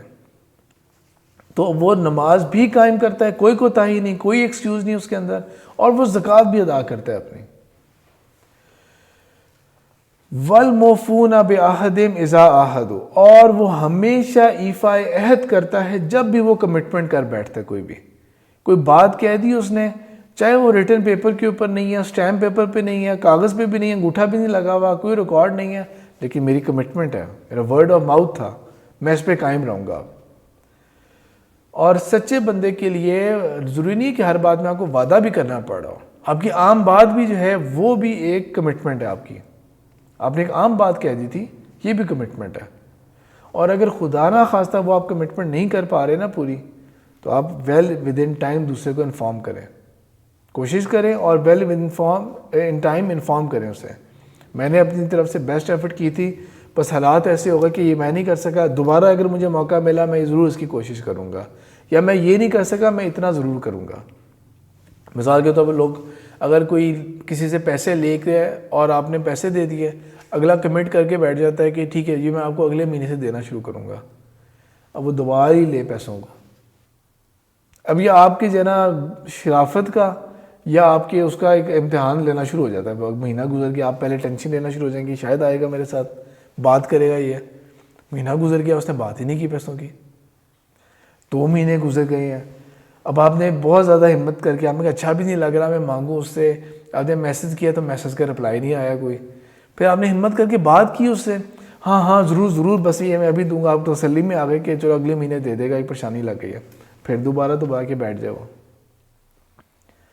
اور ایکسپیرینس میں ایسے لوگ بھی ہیں جن کے آگے کبھی ذکر بھی نہیں کرنے کی ضرورت پڑی اور انہوں نے کمٹمنٹ کے مطابق خود لا کے پیسے دیے ہیں. تو ایسے بھی لوگ ہوتے ہیں. کمٹمنٹ چاہے وہ ملکی لیول کی ہوں, وہ ادارے کی لیول پہ ہوں, انسٹیٹیوشن لیول پہ ہوں, فیملی لیول کی ہوں, پرسنل لیول کے اوپر ہوں, وہ کمٹمنٹس کو پورا کرتے ہیں. والصابرین, اور وہ صبر کرنے والے ہیں, فی البأساء والضراء وحین الباس, تنگی کے اندر, تکلیف کی حالت میں اور جنگ کی حالت کے اندر. ان حالات کے اندر وہ صبر کرنے والے ہیں.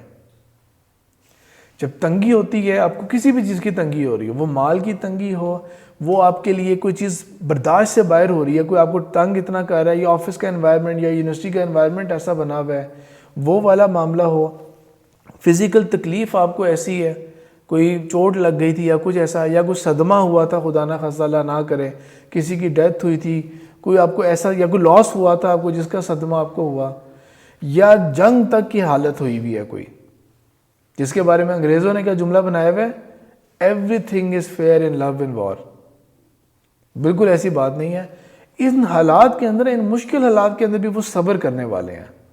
وہ آپے سے باہر نہیں ہو جاتے, وہ ظلم کے اوپر نہیں آ جاتے, یا وہ برائی کی طرف نہیں مائل ہو جاتے, نیکی چھوڑ نہیں دیتے, وہ صبر کرتے ہیں اس کے اوپر بھی ہر ان معاملات کے اندر.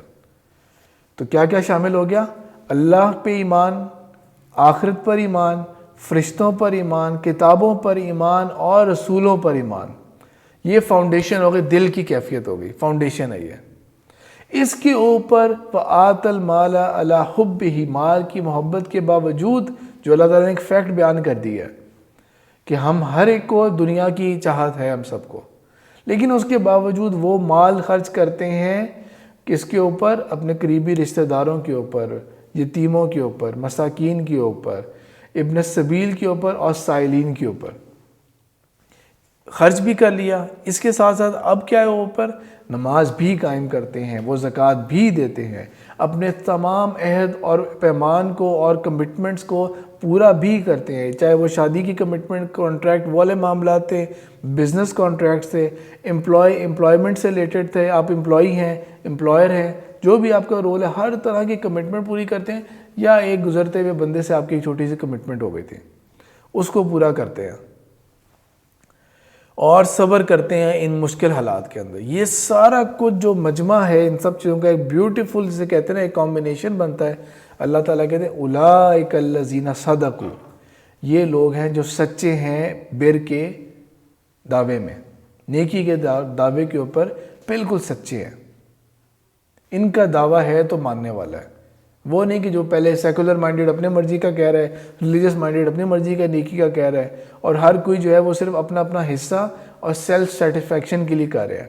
ہر طرح کی برائی بھی کر لی, چھوٹے سے نیکی کا کام کر لیا سمجھتے ہوئے کہ چلو یہ تو بیڑا پار ہو جائے گا, یہ زیادتی کر دی اس کا سبسٹیٹیوٹ, لیکن گناہ نہیں چھوڑا, وہ بات نہیں ہو رہی. اس پرسنالٹی کو جو پورا کرتا ہے اللہ تعالیٰ کہتے ہیں یہ سچے ہیں.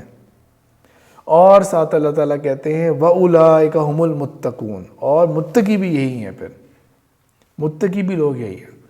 اس آیت کی جو تفسیر ہے اس کے اندر ان تمام باتوں کو میں نے جو کافی پرانی ریکارڈنگ ہے اس کے اندر اس کو زیادہ ڈیٹیل کے اندر ایکسپلین کیا ہوا ہے. آڈیو ریکارڈنگ اور آڈیو ریکارڈنگ جتنی بھی ہیں وہ ساری ساؤنڈ کلاؤڈ کے اوپر اپلوڈیڈ ہیں. تو یہ آیت جو ہے یہ کمپلیٹ اس کا پوری ایک پرسنالٹی ایکسپلین کرتی ہے کہ نیکی بر کسے کہتے ہیں، جس کو یہاں پہ اللہ تعالیٰ کہہ رہے تھے نا لن تنالوا البر، تم نیکی کا کمال نہیں حاصل کر سکتے، اس کی تکمیل نہیں کر سکتے، کمپلیٹ نیکی کے عروج تک نہیں پہنچ سکتے. پہلے یہ نیکی کو یہ ڈیفائن کر دیا، لیکن وہاں پر یہ کہہ دیا کہ جب تک تم اس میں سے نہیں خرچ کرتے جس کو تم بہت محبوب سمجھتے ہو، اپنے پسندیدہ چیزوں میں سے جب تک نہیں خرچ کرو گے تب تک وہ نیکی کا وہ والا مقام نہیں ہے. اس کے بارے میں یہ ابن کثیر کے اندر صحیح بخاری سے مسلم کی ایک روایت ہے، مسند احمد کی بھی روایت ہے کہ ابو طلحہ رضی اللہ تعالیٰ عنہ، ابو طلحہ کون تھے؟ ابو طلحہ تھے انس بن مالک رضی اللہ تعالیٰ عنہ کے سوتیلے باپ تھے. ام سلیم جو انس بن مالک کی والدہ تھی، حقیقی والدہ، ان کے ہسبینڈ، ان کے جب وہ عدت میں تھے، اور یہ بہت ارلیسٹ مسلمز میں سے ہیں. یہ وہ مسلمانوں میں سے ہیں جو آپ صلی اللہ علیہ وسلم کو دیکھے بغیر ایمان لائے تھے اور بیعت عقبہ اور ان کے اندر پارٹیسپیٹ کیا تھا جب آپ صلی اللہ علیہ وسلم خود مکہ میں تھے اور یثرب کے اندر لوگ ایمان لانا شروع ہو گئے تھے. یہ ان لوگوں میں سے تھے. یہ آیت نازل ہوئی، آپ صلی اللہ علیہ وسلم کے پاس تشریف لاتے ہیں اور اپنے باغ کا ذکر کرتے ہیں، اور آپ صلی اللہ علیہ وسلم سے کہتے ہیں کہ اللہ کے رسول صلی اللہ علیہ وسلم بیروحہ باغ جو ہے مجھے سب سے زیادہ محبوب ہے، میرا جتنی بھی ایسٹس ہیں نا میرے پاس سب سے زیادہ مجھے محبوب یہ باغ ہے. اور یہ ان کی صرف پرسنل فیلنگ کی بات نہیں تھی، ایون یہ باغ آپ صلی اللہ علیہ وسلم کو بھی اتنا پسند تھا کہ رسول پاک صلی اللہ علیہ وسلم بھی اس باغ میں جایا کرتے تھے، انجوائے کرتے تھے، بیٹھتے تھے اور وہاں کا پانی پیا کرتے تھے، جو صاف پانی ہوتا تھا وہ پیا کرتے تھے. آپ صلی اللہ علیہ وسلم کو بھی ذاتی طور پہ یہ باغ پسند تھا. یہ ان لوگوں کے لیے بھی ایک طرح کی دلیل ہے جو اتنے پکے ہو جاتے ہیں، اتنے پکے ہو جاتے ہیں دین کی، اور اس کے اندر اتنے سخت بھی ہو جاتے ہیں کہ آپ یقین کریں کہ ایک اسٹوڈنٹ جو یونیورسٹی میں جب میں پڑھایا کرتا تھا اس نے سم ہاؤ کسی کے تھرو ایک پیغام بھجوا کے سوال پوچھا کہ میرے ہسبینڈ بہت زیادہ ریلیجیس ہیں اور وہ ہمیں کبھی کہیں آؤٹنگ کے لیے نہیں لے کے جاتے. وہ کہتے ہیں یہ غیر شرعی ہے، یہ خلاف اسلام ہے، یہ اسراف ہے، یہ کبھی ہم بچے نہیں گئے باہر، کوئی پارک میں کئی آؤٹنگ کے لیے کچھ نہیں گئے. آپ صلی اللہ علیہ وسلم جو اس باغ میں جایا کرتے تھے اور جا کے وہاں پہ وقت گزارتے تھے، وہاں کا پانی وغیرہ بھی پیتے تھے اور پھر دوسروں کے ساتھ گپ شپ کر کے بات چیت کر کے پھر واپس بھی آتے تھے. یہ ثبوت ہے اس بات کا کہ اسلام کے اندر ریکریشنل ایکٹیویٹیز ہونی چاہیے، اور آپ صلی اللہ علیہ وسلم بھی کیا کرتے تھے اور یہ سنت بھی ہے. اب وہ سوچے تو صحیح کہ وہ اس کی کیا کیفیت ہو چکی ہوگی اس کی کہ اتنے سال ہو گئے ہیں، اولاد بھی ہو گئی ہے، بچے بھی ہیں، کبھی کہیں باہر نہیں جانے دیتے کیونکہ بہت دیندار ہیں وہ، اور نہیں کیونکہ صرف یہ حکم ہے کہ بس گھر کے اندر ہی رہنا ہے. تو آپ صلی اللہ علیہ وسلم کو بھی یہ باغ بہت پسند تھا. تو ابو طلحہ رضی اللہ تعالیٰ عنہ نے کہا کہ اللہ کے رسول صلی اللہ علیہ وسلم مجھے سب سے زیادہ محبوب یہ ہے،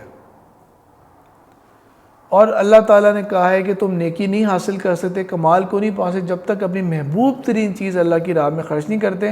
تو اللہ کے رسول یہ میں خرچ کرتا ہوں اللہ کی راہ میں. آپ صلی اللہ علیہ وسلم کو بہت پسند آئی یہ بات، آپ صلی اللہ علیہ وسلم فرمایا، بہت خوش ہوئے اور کہہ دیا یہ بہت اچھی چیز ہے، بہت مفید چیز ہے، اور یہ کہہ دیا کہ اسے اپنے رشتہ داروں میں تقسیم کر دو، اس کا جو نفع ہے وہ اپنے رشتہ داروں میں بانٹو، ان کو اس کا بلیسنگز دو ان کو. اور انہوں نے آپ صلی اللہ علیہ وسلم سے یہ کہا کہ اللہ کے رسول میں ایسا ہی کروں گا، جو اللہ کا وعدہ ہے اس کے حاصل کرنے کے لیے میں ایسا ہی کروں گا. اور انہوں نے ایسا ہی کیا، اور اپنے بہت دور دور کے رشتہ دار، یہ نہیں کہ صرف قریبی، صرف بہن بھائی وغیرہ، کئی پشتیں پیچھے جو ان کے کزنز بنتے ہیں، first cousin, second cousin, third cousin, یا دوسرے کیا ہوتا ہے کہ cousin once remove, twice remove, جو اتنے دور دور کے جو ریلیٹیوز تھے سب کے اندر اس کی خیر کو تقسیم کروایا. اسی آیت کو جب حضرت عمر بن خطاب رضی اللہ تعالیٰ عنہ نے جب سنا اور آپ صلی اللہ علیہ وسلم کے پاس آئے اور کہہ دیا اللہ کی طرف سے جو کچھ مجھے ملا، مجھے سب سے زیادہ محبوب ان میں سے جو خیبر میں مجھے حصہ ملا ہے وہ سب سے زیادہ پسندیدہ ہے مجھے، اور وہی میں اللہ کی راہ میں دینا چاہتا ہوں. تو آپ صلی اللہ علیہ وسلم نے یہ فرمایا کہ اس کی ملکیت اپنے پاس رکھو اور اس کا پھل جو ہے وہ وقف کر دو.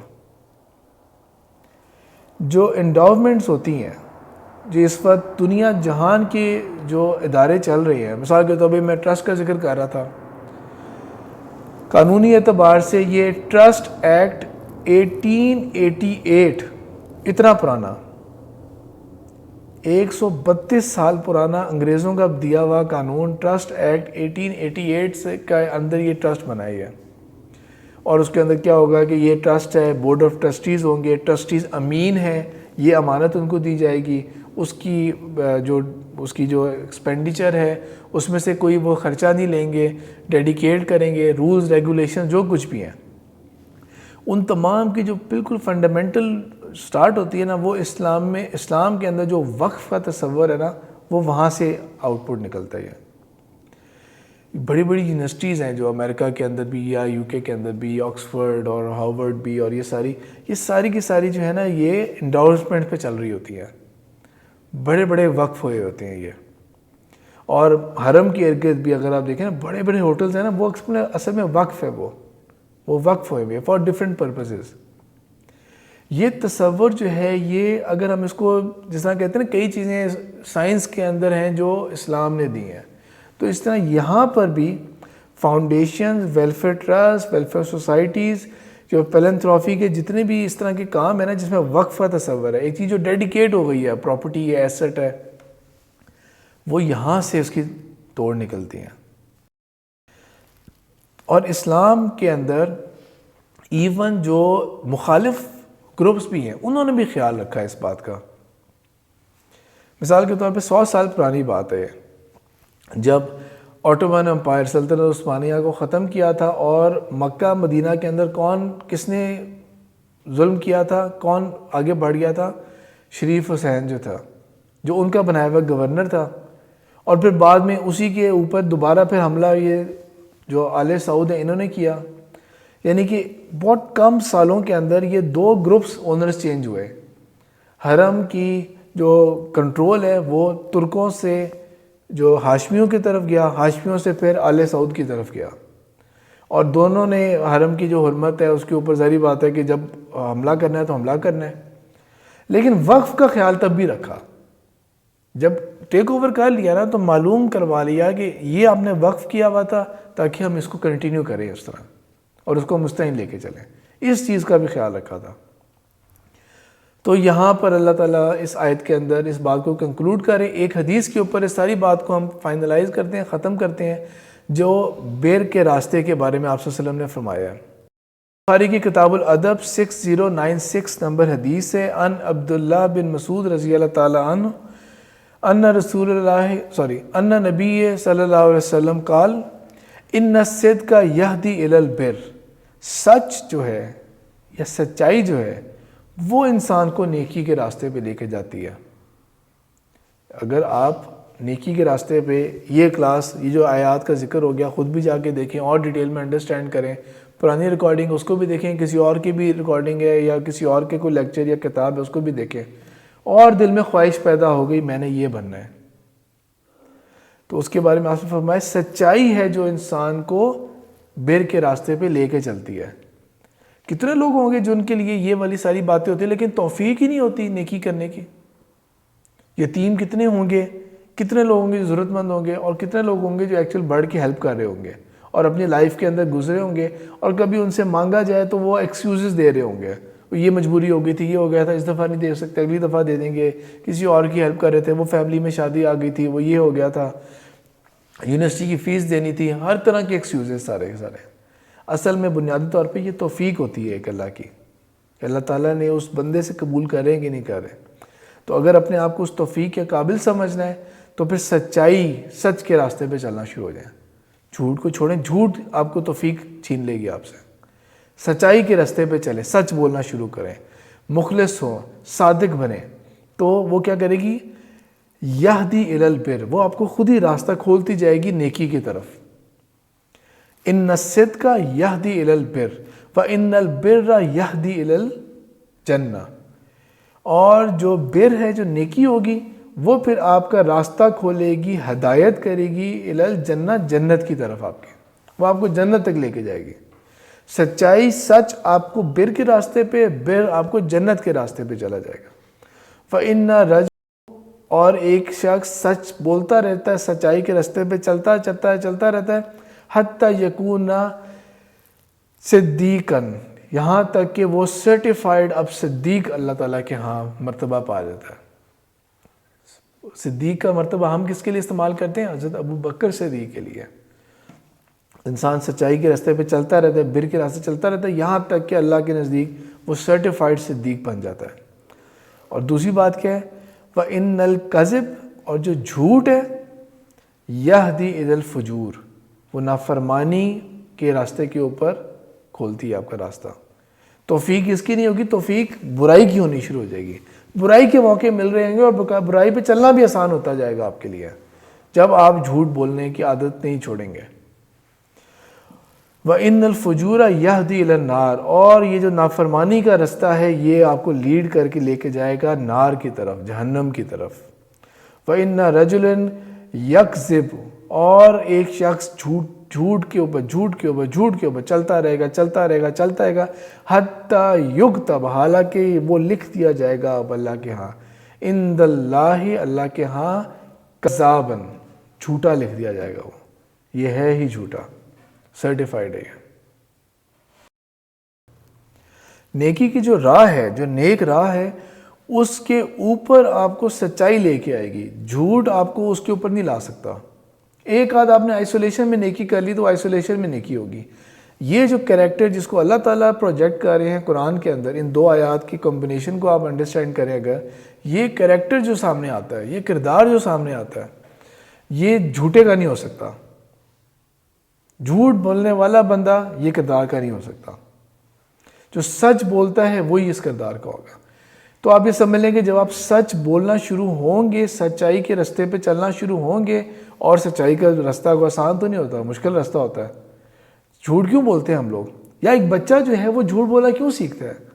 اس نے دیکھا مجھ سے ہو گئی غلطی، اب اگر میں نے سچ بتا دیا تو مجھے تو پڑنی ہے مار، تو لہٰذا بڑے بھائی نے کیا تھا، فلانے نے کیا تھا، مجھے نہیں پتا، اس طرح جھوٹ آ جاتے ہیں۔ اسکول کے اندر بچے کس طرح دیکھتے ہیں؟ چیٹ کرنا کیوں کرتے ہیں؟ جب انہوں نے دیکھا کہ محنت کے اوپر تو میرا نہیں آ رہے لیکن مارکس تو لازمی لانے ہیں، تو اب کیا ہوگا؟ جھوٹ بولیں گے، چیٹ کریں گے، دھوکہ دینے کی کوشش کریں گے۔ یہ جھوٹ کی شکلیں ہی ہوتی ہے نا ساری، یہ جھوٹ کی شکلیں ہی ہوتی ہیں۔ آپ آنسر اپنا نہیں لکھ رہے، آپ پریٹینڈ کر رہے ہیں، جھوٹ شو کر رہے ہیں کہ یہ میں نے آنسر لکھا ہے یہ والا۔ وہ کیوں کرتے ہیں؟ کیونکہ ان کو خوف والا نظر آ رہا ہوتا ہے۔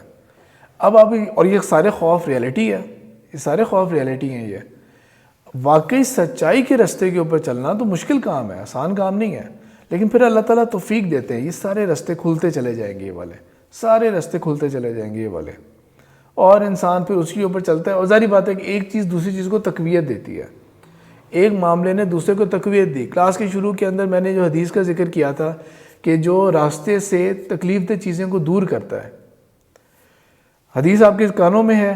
اب آپ چلتے ہوئے جا رہے تھے، آپ نے دیکھا کہ ایک ریپر پڑا ہوا تھا، آپ کا ایمان آپ کو کہہ رہا ہے کہ اٹھاؤ اسے۔ اگر آپ نے اس کو اٹھا لیا، آپ نے ڈسٹ بن میں پھینک دیا، آپ نے نیکی کا کام کیا، لیکن جو نیکی کی اس سے آپ کا ایمان میں اضافہ ہو گیا، آپ کا ایمان بڑھا ہے اس سے۔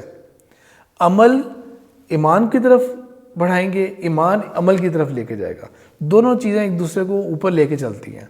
تو اسی طرح ہی جو سچائی ہے وہ آپ کو، سچائی جو ہے وہ آپ کو بر کے راستے پہ لیتی چلی جائے گی، آگے لے کے چلتے جائیں گے۔ لیکن یہاں تک کہ کیا فرمایا تھا کہ جو بندہ چلتا رہے گا اس کے اوپر، فیزز پہ بات نہیں بننے والی وہ۔ اللہ تعالیٰ ہم سب کو اس چیز کی توفیق دے۔ یہ کلاس جو ہے یہ ہر منڈے کو ہو رہی ہوتی ہے، اور ہر منڈے کو اس کی جو ریکارڈنگ بھی ہوتی ہے وہ بھی اپلوڈ ہوتی ہے۔ آڈیو ریکارڈنگز ہوتی ہیں تو اس لیے وہ ساؤنڈ کلاؤڈ کے اوپر ہوتی ہیں۔ ویڈیو جس طرح آج ایک ویڈیو کا موقع بن گیا تھا تو اس لیے ویڈیو ہوگی جو یوٹیوب پہ ہوگی، ورنہ ادروائز آگاہی.com کے اوپر 150 سے زیادہ ریکارڈنگز اویلیبل ہیں، 150 سے زیادہ لیکچرز اویلیبل ہیں۔ سبحانک اللہم و بحمدک، نشہد ان لا الہ الا انت، نستغفرک و نتوب الیک۔